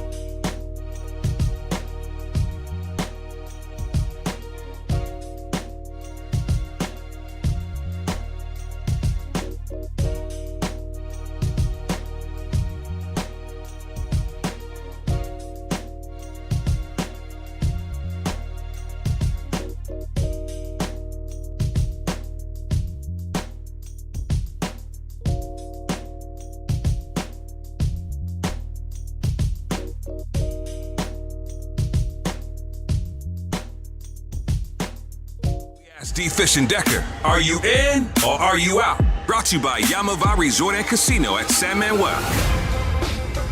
That's right. Let's bring in Raj because it's time to find out if we're in or out. Hey guys, there's been a little talk going on, but another wild NBA offseason should be another boost for regular season ratings. Dude. Are you in or are you out? I'm in. I think it's all. I mean, the ratings follow the stories, and there are a ton of stories this year. We've spent a ton of time talking about LeBron, of course, but the Jaylen Brown story. We just talked about Jason Tatum and Huge. their relationship, and I just think people are going to be super curious. The Knicks, being back as defending champions, people seeing if Wemby has gotten better, and the Spurs is just. People want to know if Luka and the Lakers are going to be brand relevant. new team. So there's a lot to watch for. So I'm in. Yeah, I'm so in, and I'm going to go a step further. I'm willing to bet this will be some of the highest ratings in NBA history. I'm with Fish on everything he just said. The storylines are there. Yep. The new look teams are there. Sure is. I mean, when I'm a diehard Laker fan, yet I still, and it's not only because of LeBron, Philly is just going to be must-watch in every game they play this year. It just is. Yeah, I agree. I can't wait to watch that. Hey, guys, Macaulay Culkin, he's reportedly met with Disney about potentially rebooting the Home Alone franchise. Derek Fisher, are you in or out on rebooting Home Alone franchise? I mean, Disney got some, they have good penmanship on their checks. So, so you just talking about okay, but you also saw what they did to the Star Wars franchise. I don't know if you saw that. I haven't, but I mean, Macaulay Culkin. I don't. It's tough to reboot the Home Alone franchise, bro. That's classic, movie rights that you just that's tough. He out. You out. I'll say it for you. You out. You out. Yeah, okay. I'm out. Okay. There are conditions to this. I'd be in under one condition. What? Macaulay Culkin returns, and so does Joe Pesci and the Sticky Bandits. Also, it needs to be a rated R like revenge flick. These guys, the Sticky Bandits, finally get out of prison, and they're hunting down an older Macaulay Culkin during Christmas. Yeah. I will be in for that. Yeah. But if this is a lighthearted family affair, I'm out. I'm good. We've already done it. We're good. I mean, but I'm in on don't we want this generation of kids to get exposed to Home Alone? Yeah, go back and watch Home Alone 1 and 2. That's not going to make sense to them. They don't know what an iron is. All right. They can learn though, D-Fish. It's an educational program. Hey, listen, Charles Barkley condemns you NBA media types, you and Fisher and Cody, you media people. He condemns D-Fish's hot the takes. fixation on championships. He says, quote, "We're still great players and had great careers." You in or out, Fish, on Charles Barkley defending media types like you and Cody, or going at media type, condemning them like you and Cody? I mean, it's him. Like I haven't walked in his shoes. Because you got 5, so you don't even know how it is to be down there. Yeah, I got 5. I don't know how it is to be ringless. D-Fish just dropped a take it easy 0 rings. Yeah, nah. Charles Barkley's, he carried franchises. I know nothing about that. I mean, I'm in if he feels like this is what it is. But I don't know. I feel like it's more media response to fans and the narratives that engage fans. So I'm in. I think we have to figure out a different way to make sure we separate out, because you haven't won championships doesn't mean you weren't great. Yeah. If that's how it feels, then I'm in. Listen, I'm in too because I definitely see the point. But we have to at least acknowledge the messenger of this particular thing. And of which case, I cannot stress, I couldn't be a bigger Charles Barkley fan if I tried. I couldn't have more respect for the guy if I tried. Yeah. But when you're most famous, sadly, for being the guy that didn't win the title and being the messenger on this particular thing, it kind of muddies the waters just a little. That being said, I'm in because he is right. We do need to find a different way to judge greatness than just the rings. That's right. And in and out, of course. Are You In or Are You Out is brought to you by Yamava, baby. Yes, there you go. Brought to you by Yamava. By That- the way, Stray Cats are playing there tonight. Oh, okay. Thinking about actually. Remember the Stray Cats fish? Nope. Rock All right. this town. Rock it inside We're out. going to rock this town. Rock it inside out. All right, here we go. Hey, guys, Spain World Cup champion Mark Cucurella. That doesn't get you wanting to go, Fish? You don't want to go see? That wasn't a ringing endorsement? About Stray Cats. Don't try to get me started with beef between me and Stray Cats. Like, I just don't know. I don't know the song. Rockabilly. It was a rockabilly era back in Brian the day. Setzer, man. Yeah. Cool. All right. Hey guys, Spain's World Cup. Marc Cucurella, remember left back, used to play for Chelsea, now Real Madrid. He followed up on his promise to get a tattoo of his manager's face on his body. So you in or out of getting Phil Jackson's face tattooed on you, Fizz, since he got you 5 of them. I'm out on that. Okay. I can still have a lot of love for him, but I'm not getting the man's face tattooed on. Well, what am I going to do with this tattoo of Phil that I got on my body, man? I thought you were joining me on this tattoo. You really hung me out to dry, my guy. Yeah, no thanks. I'm in because, one, you won the World Cup, and if you made the bet, you gotta pay it off. Here's the thing: if I made the bet, I would have done it. But if I didn't make a bet about that and put it in the press, I definitely would not have done that. Yeah, as long as there's no receipts on it, I right? would have passed on that. They'd be like, Cody, you said that. I'm like, show it to me. Until you show it to me. All right. Speaking of a championship, something that Jerry Jones hasn't been able to talk about in 30 years, but he's already talking about making a big trade. And more on that later in the show, by the way. There's a certain player that may or may not play or have fan base here in Los Angeles. But as he eyes the Super Bowl, and he says he likes being counted out. But you in or out on the Cowboys being Super Bowl contenders, Fish? Yeah, I don't know. I would say I'm out at the moment. You can't just say you're a Super Bowl contender and then we just ride with it. Like there has to be something in how you show up and play football week in and week out that gives us that feeling. Yeah. So I'm out for now. Can it change after 4 or 5 weeks into the season? Sure, but I'm out right now. I know I've said this for the last 30 straight years, but I mean it this time. We're Super Bowl contenders. That's right. That's right. I'm so out on this, I don't know what to do with myself. How about this? Jerry Jones said it. I'm out on it. The end. He has no credibility. It doesn't with even you. matter what he says. He could say the sky is blue, and I will not believe him. Okay. All right. Fair enough. Hey, guys, Nick Saban. Is he in denial about the Big Ten passing the SEC? Nick Saban says whoever wins the national championship doesn't define who has the best conference. Fish, are you in or out that the Big Ten has passed the SEC in college football? We are talking about specifically. Big Ten been running things. No, they've been running things that the national champion has come from the Big Ten, but I wouldn't say. I mean, and the Big Ten is like the Big 25 now. Yeah, it is.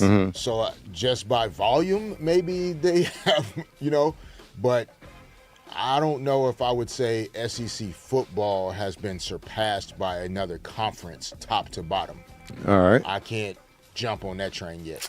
I'm going to jump on that train. I think absolutely Nick Saban's a little butthurt that since he left that conference, it's kind of lost a little bit of zhuzh. And now there's that's for sure. And now there's so much more conversation about SEC complaining that they're not getting enough bids for the playoff and yada, yada, yada.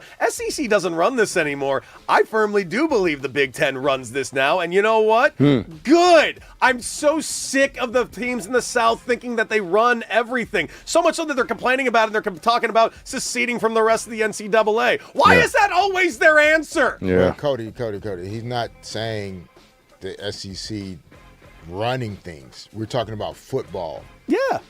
Big Ten keeps winning the titles. No, bro. Indiana and Michigan and Ohio State, and that's it. Stop right That's there. three alone better Who else than in the the SEC. Yeah.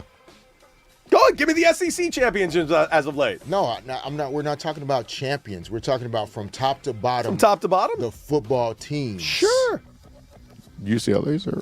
Go Bruins. Man, please. Trojans are starting their odyssey in a couple of weeks. Y'all better stop that, bro. All right. Bob Chesney, baby, go Bruins. Alabama and Georgia, the end. We'll see. Okay. We'll That's see. it. Okay. We'll see. Hey guys, and I can't wait to get in college football with you guys. Mauricio Pochettino is coming back to the USA national team to make another run at the World Cup. That's been close to signing the deal. It's pretty much a done deal. He just has to dot the I in Mauricio. Are you in or out, Fish, on Team USA running it back with their same manager?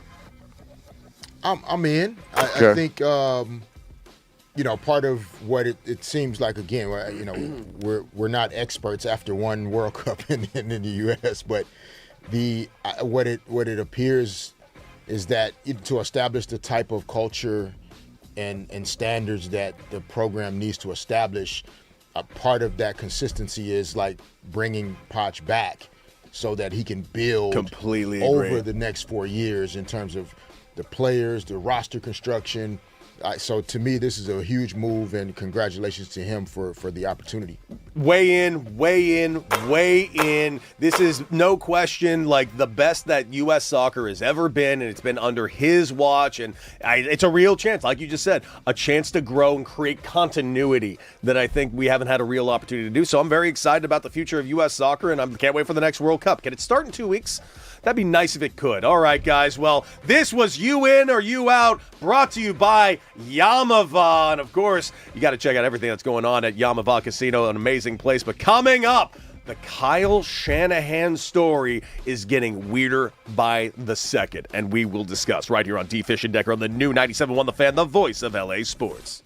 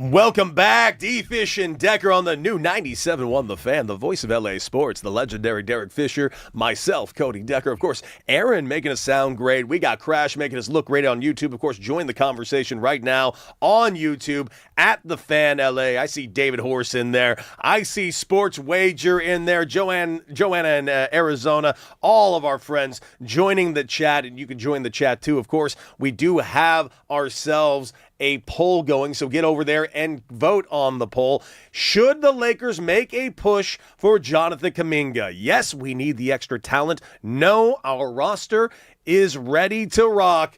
Give us your vote right there at The Fan LA and check it out. All right, guys, we got to talk about something that's a little strange because we mentioned it yesterday, and this is a story that's been catching on like wildfire. And I said on the air yesterday, wait for it, this is not going anywhere. It's only going to get weirder and weirder.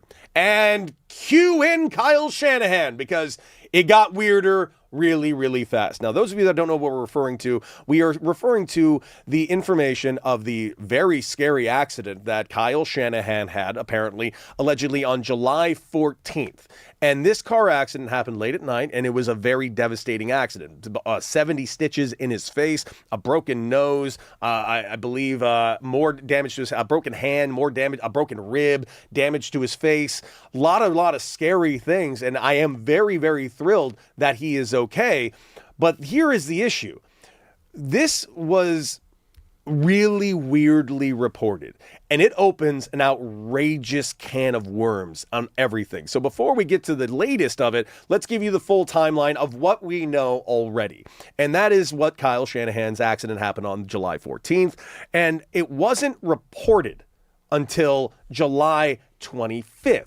11 days after the incident. And how the reporting happened was very suspect, to say the least. Now, car accidents are a matter of public record all the time. Now, those of you that are shouting, well, HIPAA violations, no, a car accident is very much public record, and that's not a HIPAA violation at all. And not to mention, reporters report on car accidents all the time. This is not something out of the realm. So let's throw out that argument just right out the gate, and let's just focus on how this was reported. On July 25th, it was 11 days after the incident, a very calculated effort from 3 different entities all released a story almost at exactly the same time.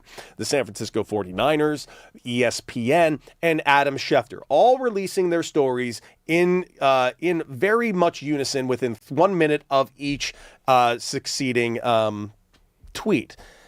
That was very strange to me. Not to mention the timing of it was also during kind of a kind of reporting dump time where people aren't paying attention. Well, Kyle Shanahan's not just a coach in the NFL. He's one of the most famous coaches in the NFL. We talk about the Shanahan tree that started with his dad and now leads to him. Of course, there's Shanahan tree all throughout the NFL. And he's had tons of success over there in San Francisco, being to two Super Bowls. So obviously, this is going to be huge news.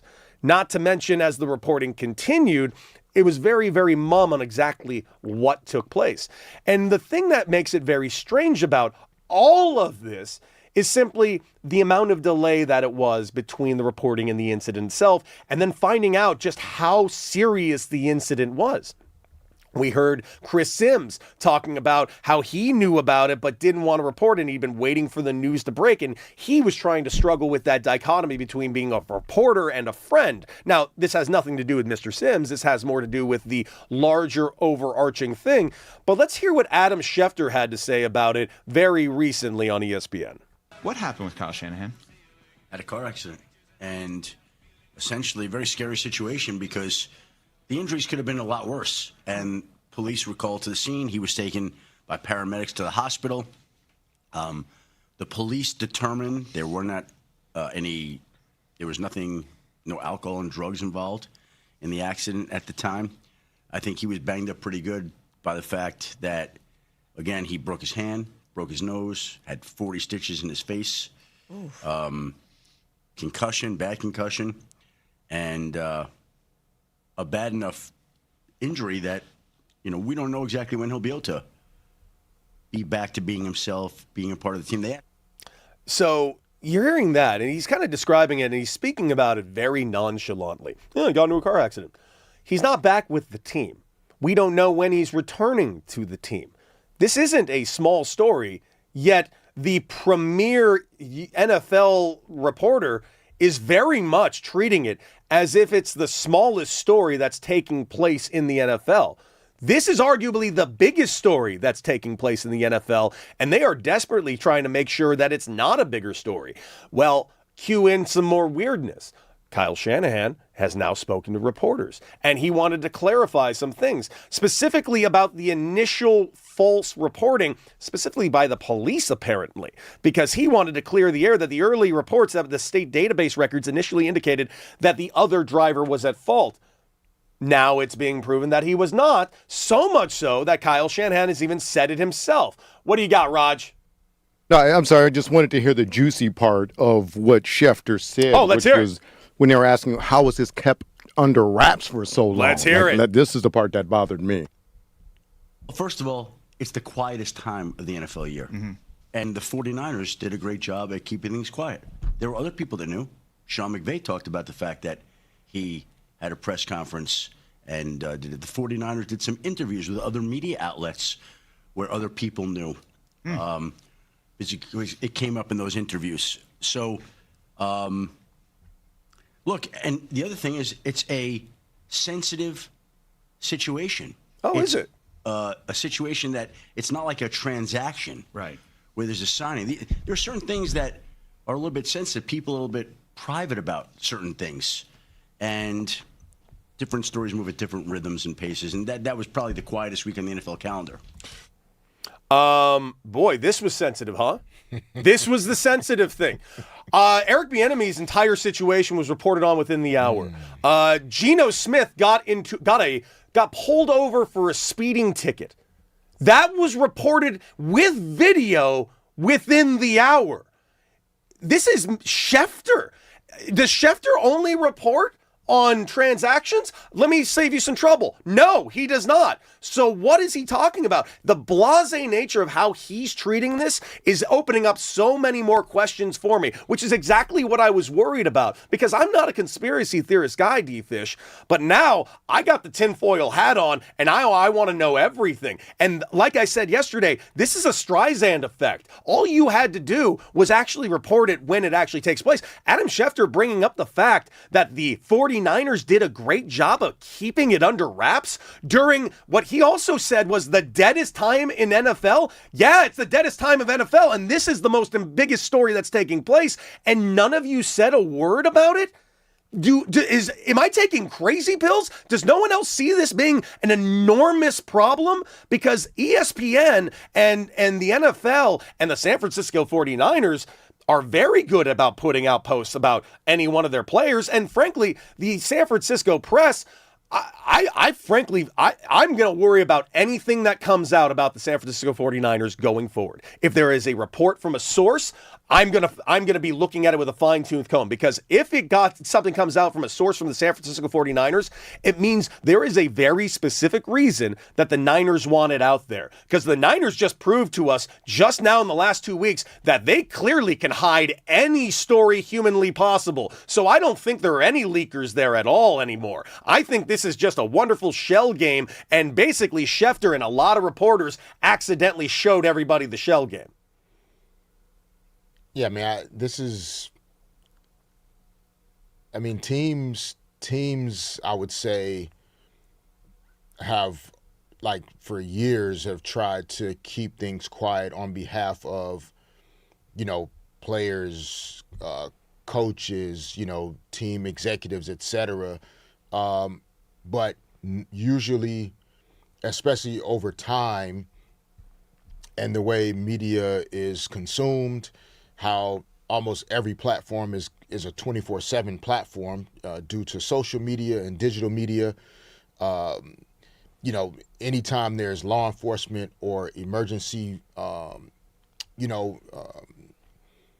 companies involved, then, you literally have a live police blotter or report of everything that happens, in the city, that a lot of times journalists or reporters kind of have that thing on in the background, and they may hear something, before even the team does. Oftentimes the teams are finding out last that something happened when law enforcement is involved. They might get a phone call, but it starts with law enforcement first because they were the first on the scene. Yes. We've obviously seen incidents, whether I was involved in a DUI. We've seen Tiger Woods involved in accidents. We've seen different, athletes and coaches involved in different things. And it usually, hits the press pretty quickly. Very quickly. Because this is what the press does. It's the job of certain media outlets. We're a sports talk radio station. We're not investigating things. We don't have to break certain stories. That's not our job. We're not on the front lines of certain things. But when it comes to, sports coaches, players, etc., that information usually makes its way out, and then we talk about it. I'm not surprised that the team, him saying the team did a great job of keeping it quiet, that doesn't alarm me. Because the teams do that for players too, as much as they can. The problem with players, though, or even coaches, is that for the press, that's a layup. Like, that's an easy, low-hanging fruit. They could care less whether it's a sensitive topic or not. That's out. Which is because wild to me. It gets the clicks, it gets the engagement, it gets the impressions, it goes out. Editors and writers lose their jobs for not getting this type of information out. And so, to me, then that goes back to like maybe the relationship between local law enforcement and the team, and the coordinated effort there. But 11 days? I'm not saying, the 11 days is probably, that's more the media choosing not to run with it. I think the question is more, did law enforcement also hold on to it for a certain amount of time even before media and team found out about it? I don't know. There was one part of the story that talked about I think his wife came to pick him up in terms of at the scene of the accident. He didn't leave in an ambulance. I think his wife came and picked him up and took him to the hospital. I don't know, did an ambulance arrive and then he chose not to get in it? I don't have that information. So there are obviously a lot of questions, but the team part is not really the thing for me. The league and the larger overall media and law enforcement, that's where, to me, it gets a little, because then you're choosing who you want to get out and who you don't. Because when it involves, players and certain personalities, in 2 seconds, it's out. Well, here is a quote from the Palo Alto Police Department confirming Kyle Shanahan. Because here's the thing. The police department didn't put out anything specific. They had it reported within their own internal things that it wasn't Kyle Shanahan's fault at all, that it was the other driver's fault. Now, Kyle Shanahan has since given details about the accident, and we will give you those details momentarily. But after Kyle Shanahan went out and gave his information and what he said and took the blame, saying that he was at fault, and those of you who are wondering what he said he did, Kyle Shanahan said he was on his phone, dropped his phone in between his seat, and then while fumbling for it, looked up and ran into another SUV. Now, the details that he gave about that were very interesting, very, very specific, almost over-explaining. That being said, whether you believe that or not is really up to you. I have more questions based on that just alone. But here is what the Palo Alto Police Department had to say after that interview, which, by the way, somewhat contradicts what was in the report. Kyle Shanahan's statement that he provided is correct, and that he was found at fault for the collision. There was a clerical error in the preparation of the report that has transmitted to the state database. We are in the process of correcting that error. It is the officer's discretion at the scene of the collision as to whether they issue a citation to either party. It is not uncommon for officers to elect to not issue a citation to either party involved in a collision. Neither party in the situation was provided preferential treatment. Listen, I hear what you're saying about the law enforcement aspect of it all, but I would like to get your thoughts a little bit more about the team thing, because I still do see this as an issue from the team as well. And the reason I say, and I do see the team trying to protect their guys, trying to protect their players too, in the same exact respect. I'm not faulting them for doing that. I'm faulting this whole situation that they kept a major story somehow successfully under wraps to a point where I'm really confused how they, one, successfully did that, and two, in the NFL, we talked about Jalen Hurts the other day. Like, Jalen Hurts, there were more hit pieces written by ESPN from anonymous sources out of the building in Eagles camp, talking all a storm about how bad Jalen Hurts is character-wise and this and that. We've seen the 49ers do similar things with players as well. We seem to hear a lot of leaks from teams, and the 49ers is one of those teams that, quote-unquote, leaks things about players all the time. Yet this, a major breaking story, was successfully kept under wraps for 11 days? Dude, I have so many questions, and most of them are dark.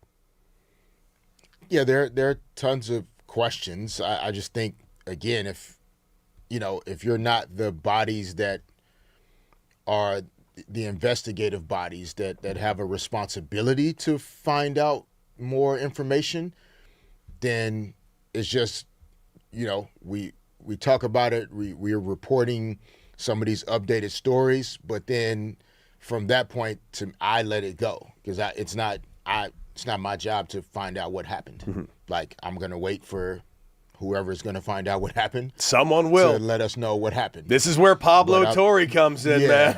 But I'm not about to sit around and stress over what actually happened.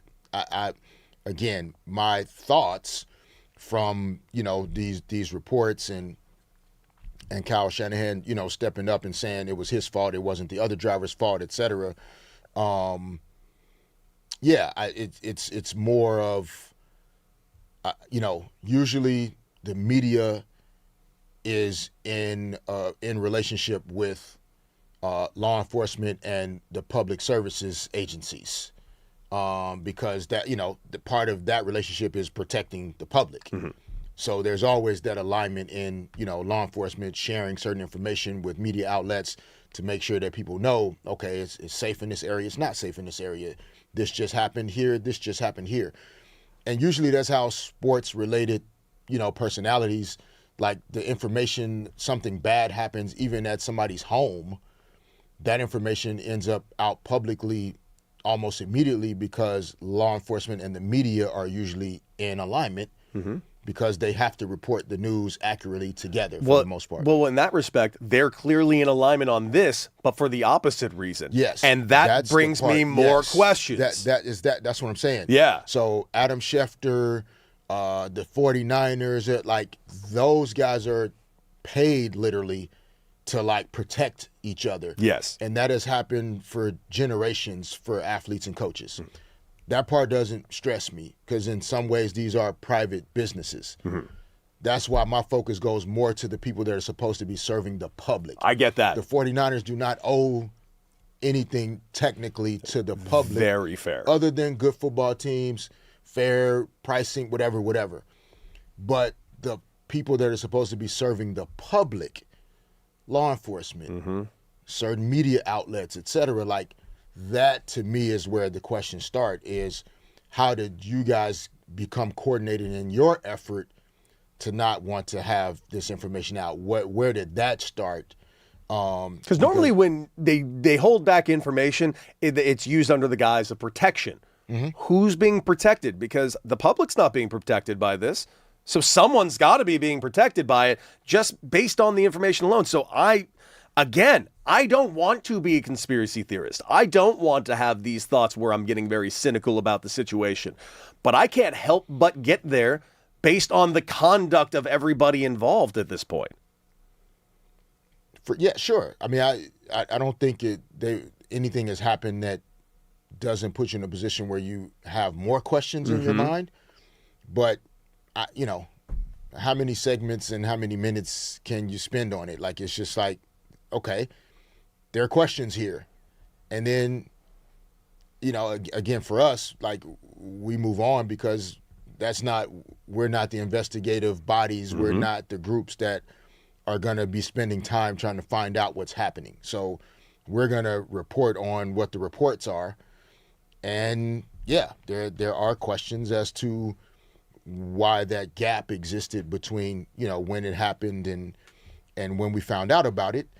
And ultimately, again, it's so that, you want people to just feel like when the news does hit, that it's accurate, that it's real, and that it's not necessarily being manipulated in a way to protect some people and not others. Yeah, absolutely. Well, guys, this is going to be a story that I have a very good feeling is not going to entirely go away, and we'll find out more information as we get it, and we will make sure you know it as well. But right now, it is that time to give us a call, 855-97-LA fan. That's 855-975-2326. Call us right now, which call are we looking for, Raj? Let's go with caller number 6 today. Caller number 6. Call right now, 855-975-2326, and you can get a pair of tickets to the Dion Cole Show and a $50 slot play voucher over there at Yamava Casino at Yamava Theater on August 8th. Dion Cole will be performing there, and we are giving away a pair of tickets right now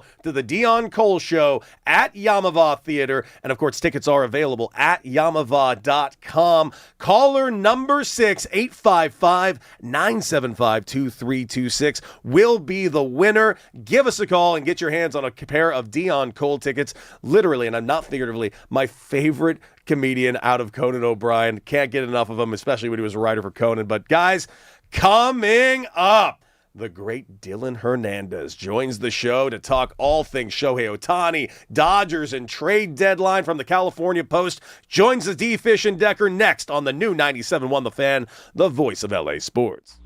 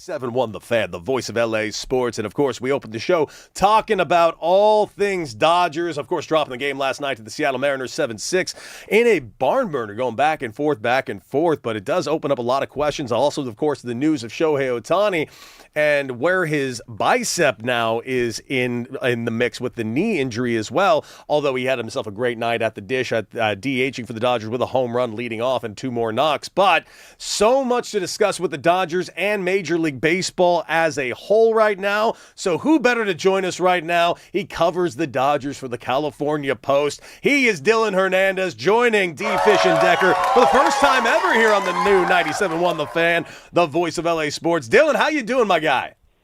I'm excited right now. That was quite an introduction there. I'm excited. The one and only, man. Well, dude, it was a great game last night. The Dodgers, of course, finding themselves in a great position as we expected them to be in, but a lot of questions need to be answered. Of course, the new news of Shohei Ohtani, and of course, we don't know when we're getting back at Tyler Glass now. Snell and Smith are starting to move in the right direction, but at the end of the day, we got a trade deadline in less than a week. Where do you think the Dodgers are looking first? Probably backup catcher. I know that doesn't sound sexy, no, but it does I to think me. That's gonna be, they need some insurance there, right? Obviously, with Will Smith, he's been sidelined with a disc injury in his neck. Those you just kind of don't know how they're going to turn out, right? I think, as much as I guess he's paid free now, he's moving around, he's resumed baseball activities finally.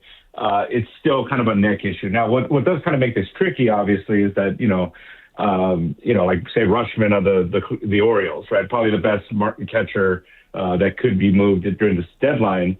Well, Rushman's under contract for next year too, or under club control. And so, if Will Smith does come back, what are you going to do? Split time between these two, all-star catchers? That doesn't sound, like something that they would do, or, that's not a situation that they would want. So my suspicion is that they're going to probably look for more of a game caller type of guy, solid defensive player, because I think that they feel they can live with Dalton Rushing, at least from the offensive side. Now, obviously, what could happen, and Rushing's young, and look, a lot of guys go through this, right? You go back to the 2020 World Series, even though they had Will Smith, who, again, is, even at that time, right, profiled very, very well. Austin Barnes will end up catching the majority of those games. So, there was a guy here last year, Ben Rortvedt, when Will Smith was injured at the beginning of the playoffs, I think missed maybe the first 4 games. Rortvedt was able to catch these guys, right? Yes, he was. And he's, again, very solid catcher defensively. Can't hit at all, though. And that's where you kind of lose a little bit. But, if they can get Mookie Betts and Kyle Tucker to start hitting a little bit, maybe you can kind of make up for that and you feel okay about that. But yeah, they're in some weird positions here, right? Because the same thing with the pitching too.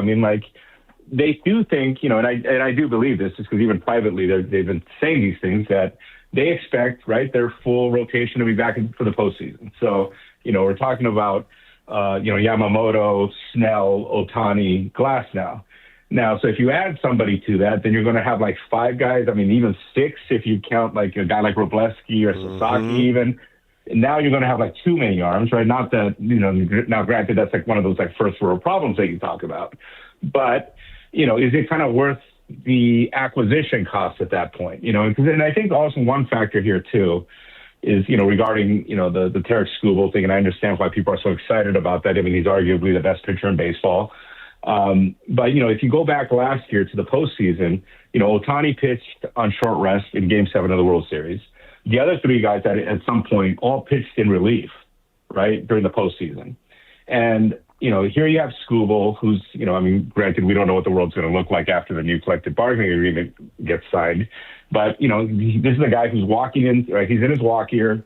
He's going to have hundreds of millions of dollars at stake when he does become a free agent. Is how much can you really realistically push a guy like that, right? Can you ask him to go in the bullpen? Can you ask him to start a short rest? And I don't think you can, And so given that, would you rather kind of have that, or would you rather have, again, a guy like maybe Glass now who last year, pitched twice out of the pen and did remarkably well in those situations. He did. So I do think, there are no kind of clear answers here. And, I think Dave Roberts, a couple of weeks ago, he and I talked about the trade deadline, and I think he phrased it pretty well, is that, look, you have the information that you have. and then you're basically gambling, right? You're gambling that things are going to kind of fall the way that you think they're going to fall, and you make a judgment accordingly. And so right now, to be honest, like, I can see, I guess, like, the Scooble thing kind of makes sense to some degree, but like one thing traditionally about the Dodgers too is that, and I've been critical of this strategy, kind of on a year-by-year basis because, I think they view every trade as its own entity, right? And they want to win like every trade, Yes. Now, I do think in the long term, that strategy pays off, right? Because, we haven't seen them ever, with the exception of maybe like Yordan Alvarez. And even that one I kind of excused because they traded him like a month, right after they signed him as an amateur. Yeah. But, they haven't given up, like, it's like, oh my God, they gave up that for like that, this rental. You don't have them doing that at all, right? Yeah, it's not the Fernando Tatis for James Shields thing the Chicago White Sox complained about. Correct. Yeah. Right, yeah. So, now I do think that the dangerous part of that strategy is that you basically allow the market to dictate what you do. You're not dictating to the market like, hey, we're just going to come in and just like blow everybody out of the water. And so there have been seasons in the past where I felt like, maybe they could have used another arm in the bullpen, another arm in the rotation, and they kind of stay put. Now, if you look at the big deals that they did swing, right? The, Trey Turner, the Max Scherzer trade was obviously a big one. Yu Darvish, Manny Machado. They got all those deals done at very favorable terms, And so I guess I think I could see the Scooble thing happening if somehow Scooble's like market just kind of collapses completely. Because the Dodgers do have a lot of depth in their farm system, right? And one of the benefits of having a really good farm system is that you can kind of trade away, prospects, and prospects are obviously very prized because when they come up, they're not going to cost the team very much, right? So it's going to be, it's very kind of, I know that, right, luxury tax friendly, I guess. And I do think that the Dodgers kind of know their players very well. Again, the fact that they haven't traded away that guy, right? Again, outside of Alvarez, who was barely here at all, tells you that they do a very good job of identifying which guys are going to work out for them and which guys aren't. And so, again, I could see a scenario where, Scooble maybe, right, the Tigers there isn't this great deal out there for Scooble, right, that, they're not going to do, say, right, no team's going to be willing to do what the Padres did last year to get Mason Miller. And if that deal's not out there, I could see them turning to the Dodgers and just be like, hey, you know what? Just give us a bunch of like your second-rate prospects and maybe a starting pitcher or something, and then we can get this done. Mm-hmm. So I could see that happening. But again, I think it's going to be more about what the market allows them to do rather than like them kind of really forcing the issue on that because they have a lot of good options, right? I mean, even, you talk about kind of the big four, right, of Yamamoto, Snell, Glasnow, Ohtani. Even if one of those guys goes down, I mean, you have behind them, you got Wroblewski, who's an all-star, right? And okay, there are reasons I think that you might not want to, right, pitch him in a big game. I mean, I think we saw that a little bit yesterday, in terms of, because he's in the strike zone a lot. And if you're not perfect on those days, you might get hit pretty hard. Mm-hmm. And we've seen Wroblewski have trouble against a lot of like some of the better offensive teams, right? The Braves hit him hard, the Brewers hit him hard, and last night we saw the Mariners get to him, right? And, again, because he's in the zone a lot, he's prone to kind of giving up home runs. That could really hurt you in the postseason. But that's still like a pretty luxurious insurance option, I think. And I keep telling people too, everybody, my colleagues in the press box always kind of laugh at me about this, but don't sleep on Roki Sasaki either. He's, in terms of talent, I mean, that's like the most natural. I saw him pitch when he was like 17 years old. Probably like the most like naturally like gifted pitcher I've seen at that age. Unbelievable, isn't he? And like last start, man, I mean, I know the velocity was down a little bit, but the fact that he got his delivery to a place where, he could throw both the slider and the splitter for strikes, because right, just the way you kind of twist your arm on those two pitches are completely different. And so what we've seen from him generally is like one's been bad, the other's okay, maybe the other one's okay, the other one's bad. But, between those two pitches and the fastball, he just looked really good last time. And I just wouldn't kind of put it past him to surprise us again, kind of like he did last year. And so, again, they have a lot of luxurious pitching options there. And so I don't think they're in a position where they necessarily have to go get something, right? And that, right, it would be more they would let Scooble kind of come to them in a way. So, Dylan, D-Fish here, man, we appreciate you jumping on, brother. We got about 30 seconds. I have a quick question on that pitching rotation you just mentioned and bringing up Sasaki. Like, when they're healthy and they start to get some of their guys back, Sasaki has, I think, separated himself as a guy that stays. But has Sheehan worked his way out of the rotation into the bullpen when Snell and Glasnow come back? Or, like, how does that pitching rotation look for you real quick?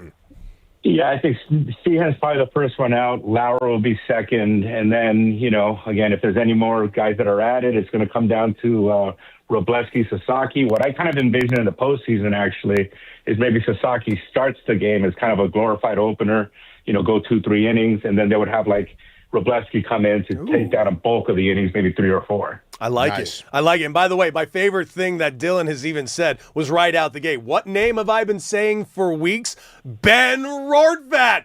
Thank you. Someone else is on the same page as me. We need a defensive catcher here to back up the entire thing. And I love how you actually equated it over to Austin Barnes. You guys got to check out everything he is doing over there at the California Post. He covers the Dodgers all the time, and the trade deadline is going to be looming all the way to August 3rd. So Dylan Hernandez, we cannot thank you enough for your time, your insight, and that was pure gold, man. You gave us every possible angle that the Dodgers are going to be attacking this trade deadline at.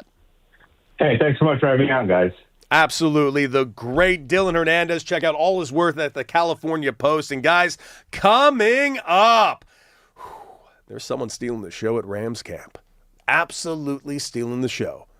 Is it who you think it is? We will discuss right here on D. Fish and Decker on the new 97.1 The Fan, the voice of LA sports.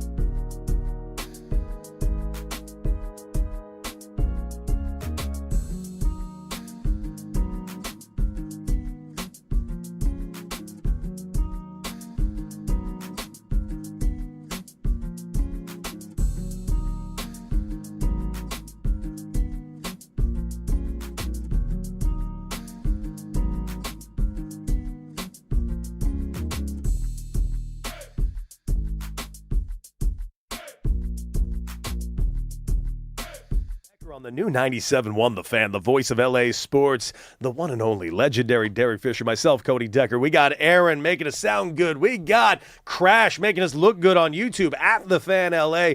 Get in the conversation. Join the chat. We see the Great in there. We see David Horse in there. We see Wayne in there. We got a lot of good friends in there and a few new faces as well. Welcome to the show. We're glad to have you here on the new 97.1 The Fan. And it is that time because, ladies and gentlemen, training camps are underway, and football is king, guys. I'm very, very excited for this NFL season, and everyone in LA should be just as excited as well. So many new things taking place here. Those of you that are Charger fans, and yes, I am talking to all 11 of you, your team is going to be good. They're going to be very, very good. I don't know what else to say other than these Chargers, on paper especially, they look nasty. They do. And as a Raider fan, I absolutely despise it. But at the end of the day, they're going to be nasty. The question for the Chargers, simply this: can they get over the hump in January? And that is going to be the question of the day for that team. And later on this week, very excited, we're going to have Derwin James Jr. joining the show. Cannot wait to have him on the show to discuss the Chargers' future because, dude, they look good. But over here and also in LA, we got the Rams. And the Rams are looking right now on paper as the sexiest team in the entire NFL. And it's not just the offensive side, obviously. The Trent McDuffie of it all, really kind of shoring up that backfield. The Myles Garrett of it all, the scariest defensive player that currently exists or maybe ever existed. And of course, the name that's on the lips and minds and hearts of everybody here in Los Angeles, because we've seen the reports, we've seen the video. We had Les Snead on this show to discuss it. Aaron Donald. The reports are out there. Is he returning? Well, naturally, Sean McVay, who has a very good track record of handling the media, handles the question quite expertly. Here's what I'll tell you. You know, we've kept in contact. He's feeling good. His training is going really well, but no new news on the front of like any imminent decision on whether he's going to play or not. So, listen, it makes sense to me. I firmly don't think this is gamesmanship. I don't think this is playing coy. There may be an aspect of it. And yes, I firmly do believe he's coming back. Friend of the channel, Mark Schlereth, absolutely believes he's coming back. I've seen him say it on his own show. I've seen him say it on this channel when he was on Brock and Alex. And Mark Schlereth, I've never known that man to ever speak with hyperbole. I've never known him to be rash. I've never known him to be anything of the kind. So I believe him absolutely. If Mark Schlereth believes it, I believe it too. And listen, I want to see it. Nothing else to say. I want to see Myles Garrett and Aaron Donald on the same defense. I just do. And if you don't, it's only because you're a fan of another team in the NFC West. That's true. Your name might be Brock Purdy. That's why you don't want to see it. Yeah, no, that's true. Sam Darnold as well. Yeah, he's gonna have to run for his life. Yeah, no, it's interesting though. It's just like the team is, really set up for success without Aaron Donald. They are. That's the craziest thing. They totally are. And so it's been interesting to kind of go on this roller coaster ride of, is he coming back? Is he not? When is it going to happen? When is it not? And, how excited people are for the potential. But, I think, Sean McVay's doing the best job that he can. He's not avoiding it. He's not acting like it isn't real. But, I think that helps in this case. I think the Rams have done a good job. Even when we talked to Les Snead, a few weeks back, trying to tamp it down too much and make it seem like we're going crazy for thinking it might happen. Like, they've done a good job just acknowledging this is out there. Which is, by the way, kind of out of character for a lot of teams, don't you think? It is, because it can be distracting to be asked about it so frequently the way they are. They seem like they're having fun with it. And it's not just them. The players seem like they're having fun with it. It almost seems like the inevitable is there. And they all know it's going to happen. So why not enjoy it? Yeah, and I think it's also a sign of the respect they have for Aaron Donald. That the process of it, when the decision is made, who's speaking on it, nobody wants to say anything, negative or that could be taken out of context or, especially in football, I think there's a complete awareness and acceptance of like when somebody can truly make us better and give us an even higher chance of winning and potentially winning the Super Bowl. I think guys are in favor of it almost every time. I mean, football is just that kind of sport where you almost can't have enough ability and talent, from a positional standpoint. Not having one great defensive player, but 2 or 3 or 4, however many you can get to give yourself the best chance to go out there and compete week in and week out. So we'll see. I mean, it seems like this is going to be a weekly, kind of circle back to it just to until we get the information. Until we get a choice. And here's the thing, like going back over to Myles Garrett, because obviously he's turning a lot of heads in camp. How can he not? The speed, the power, everybody sees it. Everybody knows it. Everybody knows what a ferocious player this is. It's just, I'm starting to think, wondering the motivation behind this cat. He's been in the league since 2017. He's never really had a chance to really legitimately compete too many times. And when I'm saying compete, I'm talking about the teams that he has been on. Being hobbled over there with the Cleveland Browns is not exactly the greatest recipe for championship success. No disrespect to the fans in Cleveland, but I think every fan in Cleveland would freely agree that being a Browns fan is about as fun as being a Raider fan for the last 30 years. Trust me, I know. But he's on a team that currently has the shortest odds to win the Super Bowl. I'm looking at this as the motivation for him has got to be through the roof. A la similar motivation that, like, say, the Eagles got when they got their hands on Saquon Barkley. That, say, the Rams got the last time they got a massive chip in a Matthew Stafford. I mean, is this guy the guy that pushes them over this championship hump that they have found themselves in this just last 2-3 years? Yeah, I mean, the windows close quickly. They do. God do they close quickly, especially at the professional level. And with Matthew Stafford, that window is getting shorter by the day, and to their own admission. For sure, which is, it was part of the calculus with taking Ty Simpson this year and knowing that they have the reigning MVP and as long as Stafford wants to play and can play the position at the level he plays it at, he'll be the starting quarterback there for, however long he wants to be, I think. But the window closes quickly. And so you have to do everything to put the best football team on the field that you can, sometimes to make the hard decisions. I'm sure it wasn't easy to trade away Jared Verse, who's going to be a phenomenal young defensive player for a decade. Those are not easy decisions to make, but I think the Rams have always, really been committed, especially since returning to LA. You build a new stadium, you're asking fans to invest in the team and grow with the team. I just think they've been really intentional about putting a great product out on the field that they want the fans to be proud of. And so that effort continues every chance they've gotten, whether through free agency, trades, coaches.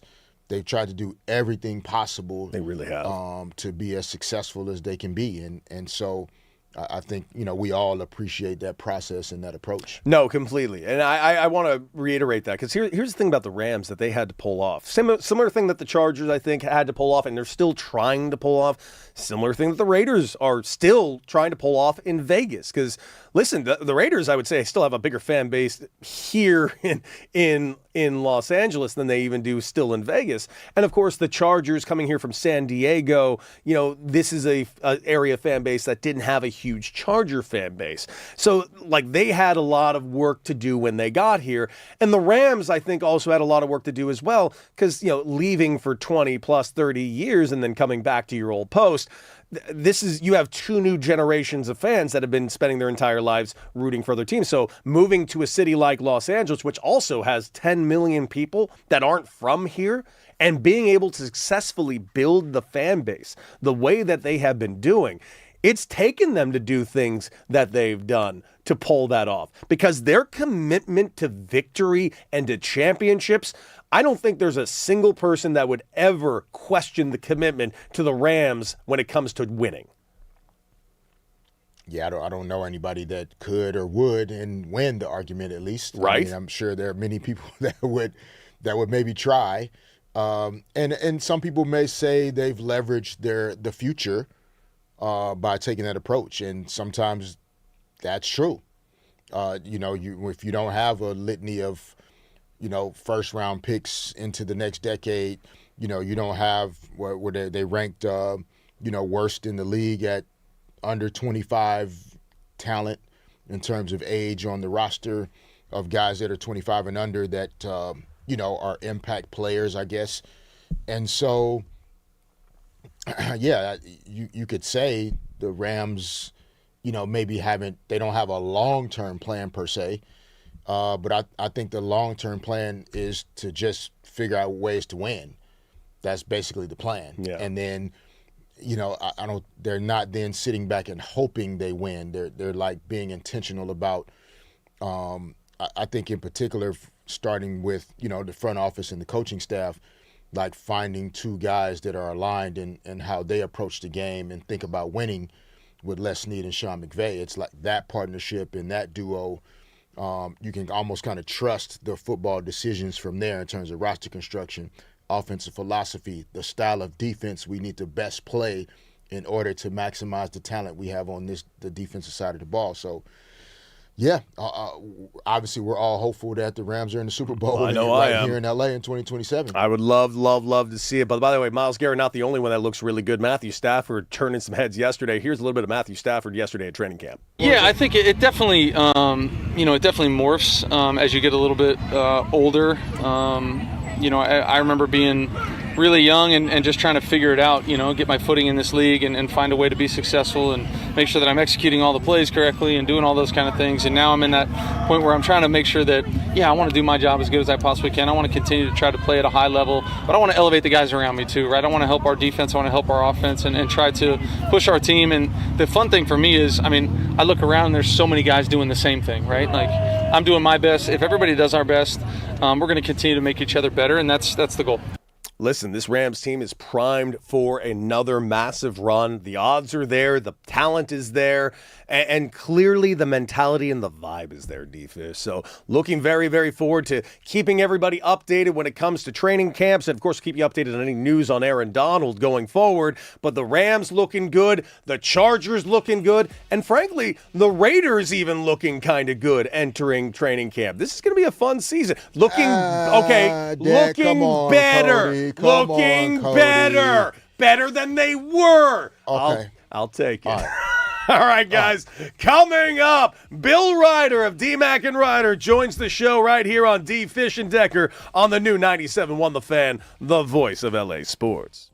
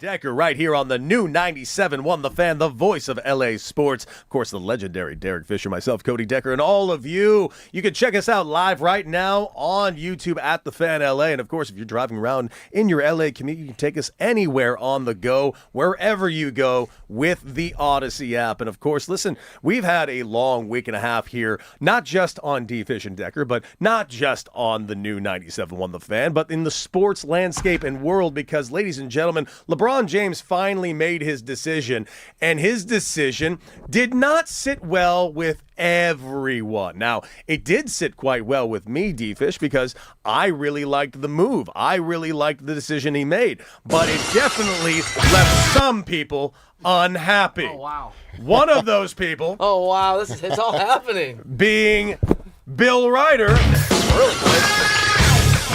D-Mac and Reiter.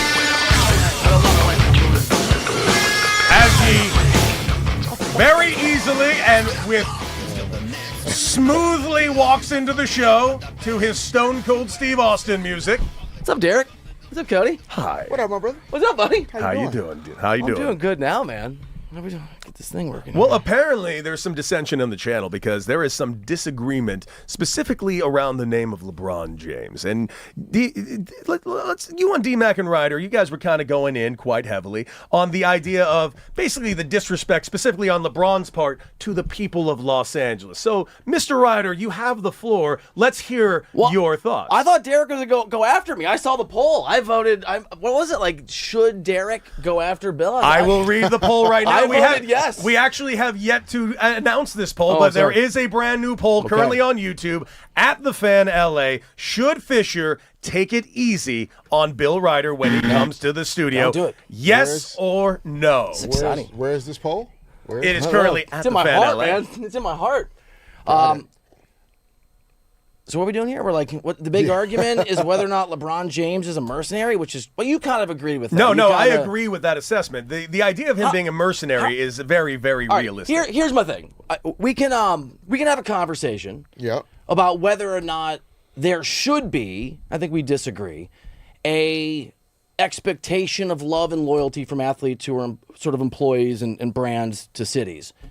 The fact that we're having an argument about whether LeBron loved LA, especially in light of the news that he turned down $20+ million to stay in LA with the Clippers, I don't get it. He doesn't have to love LA.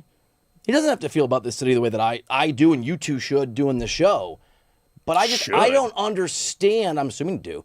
I don't know. I don't follow your careers as closely. I just don't get the argument over whether LeBron loves LA. Of course he doesn't. What does love LA mean? What does that mean to you? And also, why does he need to love LA? Well, I mean, he doesn't need to love LA for him. I think he should for you as a LA radio host doing an LA show. I think that we should want the best or second best player of all time who's willing to take the minimum to do that for the Lakers if we love LA and we want the Lakers to be great. And that's our focus. Now, that's not LeBron's focus. We're doing Philly radio. Cool. Love Philly. Have a great time. We're doing Clutch Sports Radio. Totally get he's got to do in his best interest. I think LeBron's decision says a lot about his view of LA, and he doesn't have to sort of conform with mine, but I think it's disappointing, and I'm bummed he didn't love this city enough to stay. I think the Lakers would have been outstanding with this team if LeBron sticks around. So that's my take. What love LA means, we'll put a pin on that All right. part. Where's the information confirming LeBron didn't want to play for the Lakers for any particular amount of money? Did the talks break down at any point over money, or did the talks not even start? Fair. I mean, maybe there's a world where the Lakers kicked him to the curb. I don't think that's the case. You'd know better than I would. Haven't done the NBA Insider thing in a year. But we do know today from, I think it's Dave McMenamin. This is early in the morning for me, gentlemen. I'm usually awake but not functioning. Mm-hmm. I think it's McMenamin, who's great at ESPN, that LeBron turned down $20+ million to be a Clipper. So that's Los Angeles. There was no chance to win a championship playing for the That would be a horrible place to go if you're looking to win a championship. You can totally choose a championship over. Look, here's the deal. I don't want to work for AM 570 ever, but I'd rather do that than do radio in Philadelphia because I love this city so much. Yeah. And in fact, I'll go further. I lost my job a year ago, and I stayed in LA because I love LA. LeBron doesn't have to do that. But of course he doesn't, Derek. Of course he doesn't love LA enough to stay. He I went am, to Philly. I am ungodly He went to lost Philly. on this take, Bill. Well, I heard that yesterday too. You were lost. Yeah, no, I know. You've been a little lost. Bill, what are you talking about? Bill, if I could still play basketball, even at my level, not LeBron's level, if I could still play basketball today, the only reason I would try and do that is to try and have an opportunity to do something I love to do. So let's talk Lakers then. And have an opportunity to win another championship. Right now, if I was just opening up the paper, for me, right, the best opportunity for me would be to join the San Antonio Spurs or the Oklahoma City Thunder based on the role that I played the last time I played. I was a backup guard, very specific situations, et cetera, come in, shoot the ball well, play good defense. Those rosters, like, those are the two places you could go. I don't know if the Knicks would be a fit for me specifically. I don't love living in San Antonio or Oklahoma City more so than LA, but that's where the championship opportunity is. Great point. That's where I'm going. I don't care about the city. Here's my response. It's a great point. What are we talking about? Well, I'm going to tell you. I got you. And you just said it. Like, no disrespect. Only one guy in the history, maybe two, if you want Kareem, are better than LeBron. So this is not disrespect to you. You're not LeBron, right? I mean, there's very few that are. Your situation, if you're talking championships, is a critical component. Derek Fisher in his prime, and again, not disrespect, just facts, going to a team that's a 46, 47 win team without him does not make it a championship contender. Correct. LeBron James does. So the math and the equation and the calculation you're giving me, it applies to you. It doesn't apply to LeBron. Yeah, but not at 41 or 42. That's not what he's supposed to be trying to do. Well, so that's interesting in terms of like what motivates him. But to your point about championships is the ultimate thing, if the Lakers were barren, if they were bad, if they were even the Heat when he left the Heat, and I love Dwayne Wade, but when Dwayne wasn't quite the same player, and I know because I covered that team, LeBron didn't quite trust Bosh at some of those situations, and Riley wasn't drafting teams as well as the Heat do now. Even LeBron leaving that Heat team, like, okay, maybe they don't win a championship. I think LeBron and this Lakers team is competitive. I think they are in the mix. I think they're a better roster than last year, and I think that 15-2 top 10 offense and defensive rated team in March was an indication of what they can be when LeBron does the thing he just told us he'll do in Philly, and that is take a back seat. Did it financially? Has to do it touches-wise because so many guys in that team need the ball. So I hear you that you would do that because you would probably need most guys would need a sort of a team to win a championship. LeBron stays as a Laker, they're a championship-level team this upcoming year. They are. The fact he didn't do it, that's about LeBron's feelings toward L.A., not just LeBron's feelings about winning a championship. Wait. Bill Reiter joining D-Fish and Decker here. How is this an indictment on L.A. in any way, shape, or form? He went to the best basketball situation. It's an indictment on LeBron. For me. Yeah, but you are all over the place. So now it's an indictment from LeBron on LA, and now it's an indictment from you on LeBron. What are we talking about? You said it yesterday. You not understanding my take is not me not providing it properly. LeBron didn't love LA enough to stay here. He didn't. He's a mercenary. That's fine, dude. Like, look, he spent 8 years here. That's more than any one tenure he spent with any particular team. And he still left for the minimum for a team he has no connection to because he didn't have that deal in place. He entered free agency 25 days ago. You think the Lakers would not have given LeBron James the minimum? They That's your probably contention, would have. then I guess I agree. But that doesn't matter. The deal was already kind of done. He was already gone, Bill. He made the choice to leave. Yes, knowing he would take the minimum. We didn't know if it was going to be the minimum. He knew. No. He knew. No. He just did it, Derek. Yeah, he did it, but that wasn't the case July the 1st. So if we're going to do semantics, then I'll semantically correct That's not semantics, that's time. Let me finish. LeBron didn't love L.A. well enough to figure out he'd take the minimum with them, but did it later with Philadelphia. I think it's crazy we're having this conversation. No, you think he loved L.A. so much? What is this love L.A.? He doesn't have to love L.A. Exactly. No one has to love the city they play in. Of course not. No one's saying why he has are you to. so pissed off about it? Why are you so pissed off about it? Because Why are you playing my clips on your show? Come up with your own content. If it's not a good topic. Why? Because I was made to do it. Why are you? Well, then get control of your show. Why are you yelling? Like, what are you dude, I have a radio show like you do. I speak to Los Angeles. I think you guys should do that more. Thank you for the advice, You're Bill. welcome. Tell me more. What else I should do with my career, Bill? When I'm interested in your perspective on my show, I'll play your clips too. You played me and brought me here, dude. Get control of your own show. Get control of my own show. Okay. So explain your point, because you still haven't done it. Dude? You get making all these points about LeBron needing to love LA. Why does he need to love LA? And why does he not like LA? Why are you yelling? He doesn't need to love LA. You just said it like 7 No, times. I said he doesn't love LA. Right. So No, hold on. So why does he need to? So let's go back to that. Well, so I think that's more interesting. This is the point that I made on the show that you guys played, and that's fine. Thanks for playing the clip. He's an adult. He can do what he wants. And I'm not mad at him, dude. And I'm not mad that he's a mercenary. For me, what's the old expression? I'll butcher it. But why? Like, part of why I'm doing this? No, because the show starts with me. Part of why I'm doing this is to try to help us get out of this idea that we have to label athletes anything, right? Like, why is he a mercenary, right? Why can't he just be a guy that worked at a job for 8 years, his contract at the job was up, and he's choosing to go work somewhere else? So then why do we have to start labeling it like it's a negative thing and he hated the city and he didn't love the city? What about I just want to go work somewhere else, and that's fine? That's how you think it should be viewed. It's not about how I But think here's it my should thing. be viewed. That's my point, though. I don't get to determine how another adult man. I don't have to label that anything. I would He's suggest grown. in radio that you should. No, it's not. No, I'm not you. Well, I understand. I'm not you, so that's then- fair. So No. And I'm you not. haven't- I don't. You Derek, don't get to come and tell me what I should be doing. Hold on, I agree. But I'm not telling you. I didn't do it. Hold on. Let me get through this because I think it's an important point. I didn't tell you or your partner that you guys should agree with me. No, I didn't. yeah, Hold on, you let me just. not agree I with didn't. you. I didn't tell you that you should say LeBron doesn't love LA. I didn't even say that you should think what I think about LeBron. I mean, Doug and I disagree on topics. I gave my perspective on a huge news story. I think you called it noise the other day. News story that involves LA, and that's my view, and I'm entitled to it. And the people in LA are entitled for all of us, and if you're doing that, great, to give your honest, unvarnished perspective.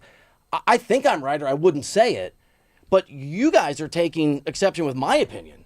I'm not telling you to have my opinion. I know that. We don't have your opinion. We're actually trying to discuss and try to get to the bottom of your opinion. I'm Because glad to you're this interested in it. point, Yeah. I still don't understand how you have your opinion. And I would like any examples of how you determined that he doesn't love LA, yada, yada, yada. Well, you could listen to the whole segment, but I'll give you this sort of short version.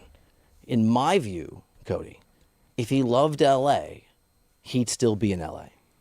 If LA was the thing he wanted to prioritize, maybe he didn't love the Lakers anymore. He would have prioritized it. That's the thing. You're conflating LA I mean, with the Lakers. Yeah, look, I am conflating the two, and I think they're connected. Look, I'm not from here. I moved here. I raised my kids here.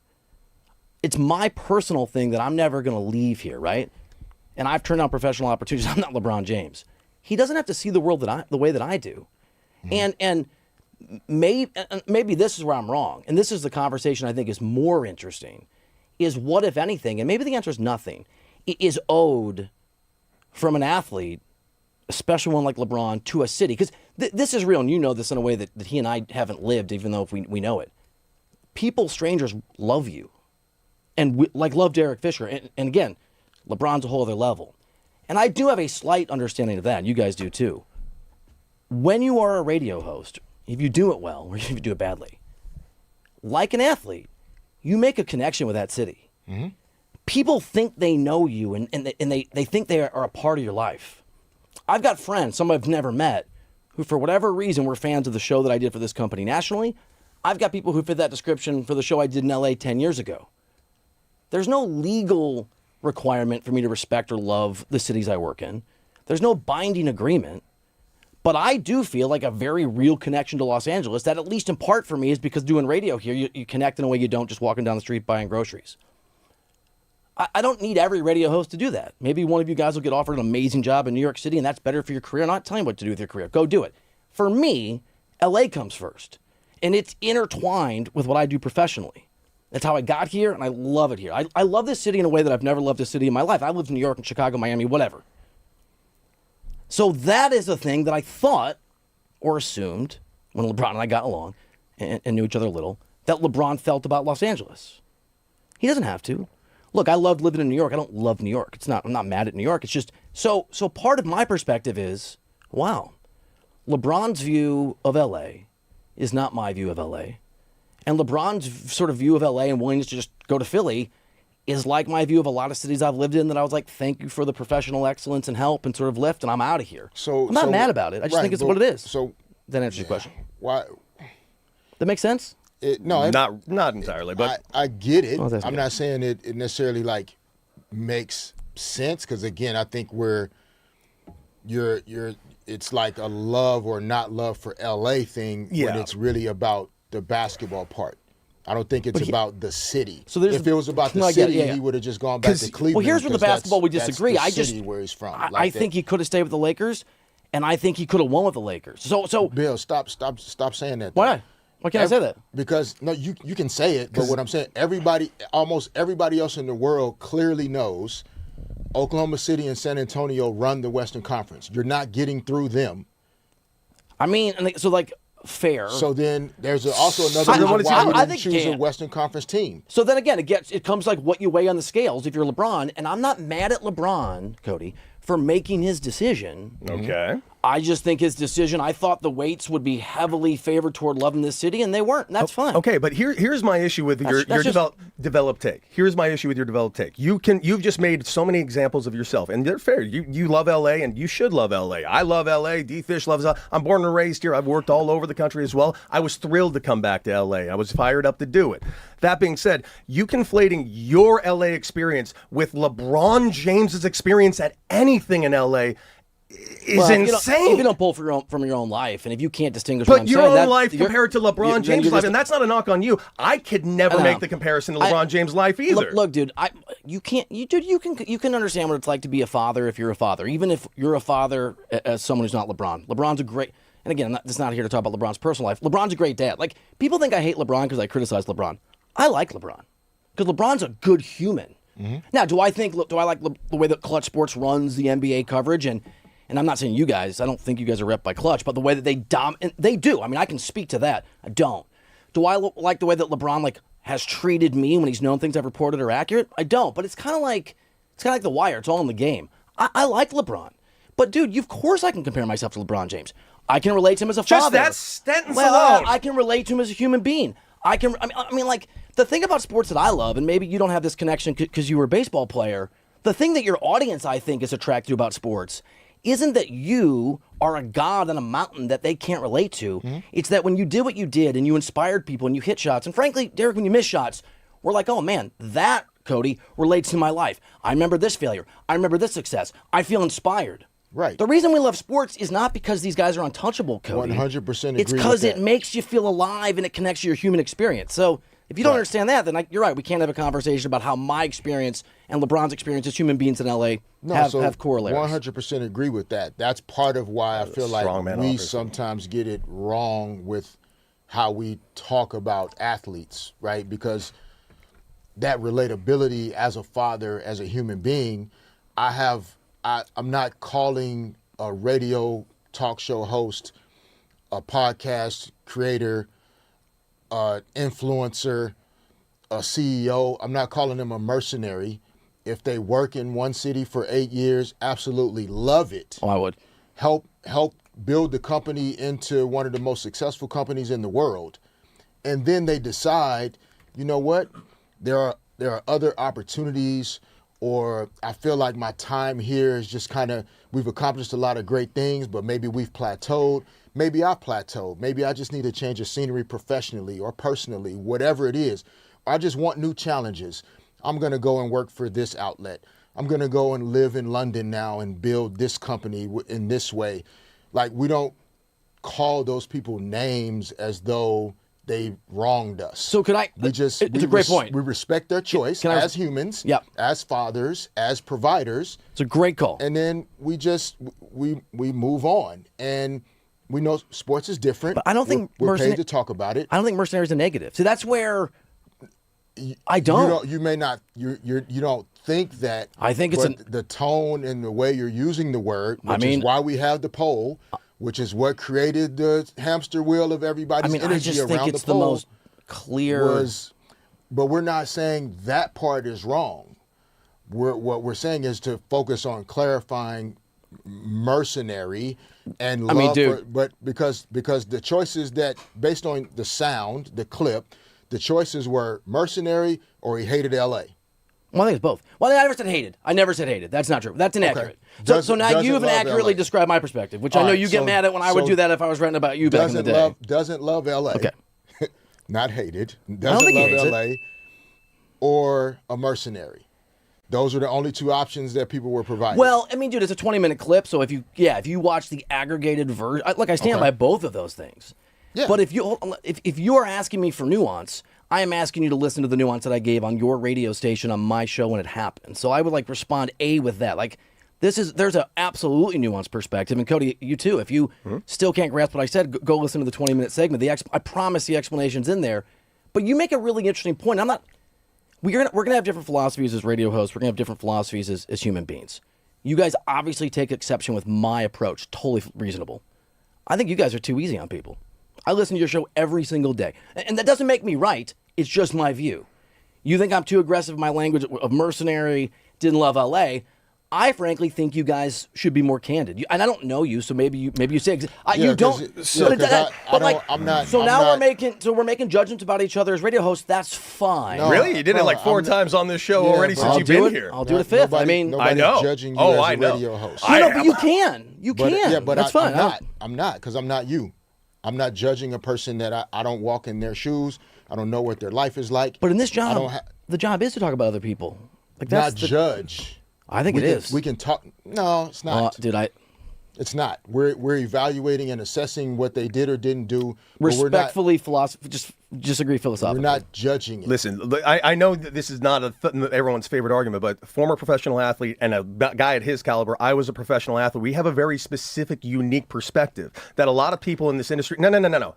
You got the chance to talk. Now I talk. Dude, what do I mean? No. I was talking. I know you were being dude, I came into your show. You can be respectful. I'm being respectful. Listen, there's just a perspective that we have where we are a little more player first, yes, but we also like to conflate what the media actually does and how they actually cover sports. And half the time, and I think even you would agree with this, half the time it's for clicks. It ain't for actual accurate information. That's not what I'm saying you do. No, I'm just saying in general that is what it is. Look, I don't know if you guys have to go. I'm well aware that people think I'm a hot take artist who are in it for clicks. If I were, I'd be rich, and I could break down my whole career history, including LeBron James and his people basically offering me the chance to be the LeBron guy, and me just telling them when we had a relationship, I'm just too candid for that. That's a good move on your part. I completely agree with that decision. I don't know if it is. I mean, I'd be like living in Brentwood with LeBron maybe. But my thing is, I just think there's a difference between candor and disrespect. And I understand that if you're the person being covered and you're LeBron, I respect that he's not going to love it. But Derek, I don't do it out of place of disrespect. I do it from my perspective out of a place for respect for the audience. Not saying you guys don't do that. Not saying other shows that do it differently don't do that. Yeah, but even the audience, bro, that you shout praise, you whisper criticism. You don't jump out there to criticize and judge people the first chance you get every single time. I don't think that. I mean, I come from radio, TV or not. I mean, I come from a journalism background where it's just different, dude. That's fine, but I don't come from a journalism background. Like so I covered Bill Clinton before I covered sports, and I had the same conversation with Bill Clinton's people, and I'm just like, dude, Bill seems like a nice guy. It ain't my job to help him be president. So fair. That is, by the way, very fair. But it's also not our job to make sure Bill Clinton isn't the president, right? Like you can have your opinion, you can have your perspective, but the tone of all of these narratives and conversations and cliques, I mean, if I was a political columnist, literally turns into I'd be pretty hard on Bill, if But anyway, gentlemen, I appreciate being on. I like this. And we appreciate that. No, we appreciate you being on. Make no mistake, Bill. It is early, but no. And by the way, make sure everybody checks out D-Mac and Reiter this afternoon because I have no doubt this will be brought up later on the show. His hair is combed. His hair actually looks this is my unemployment hair from a year ago. I just let it go. Yeah. Well, guys, we're going to take a quick little break, and coming up, ladies and gentlemen, Jerry said the Cowboys are in the market. Should they trade for Max Crosby? Is that seriously on the list of potential aspects for the Cowboys? We will discuss right here on D. Fish and Decker on the new 97.1 The Fan, the voice of LA Sports.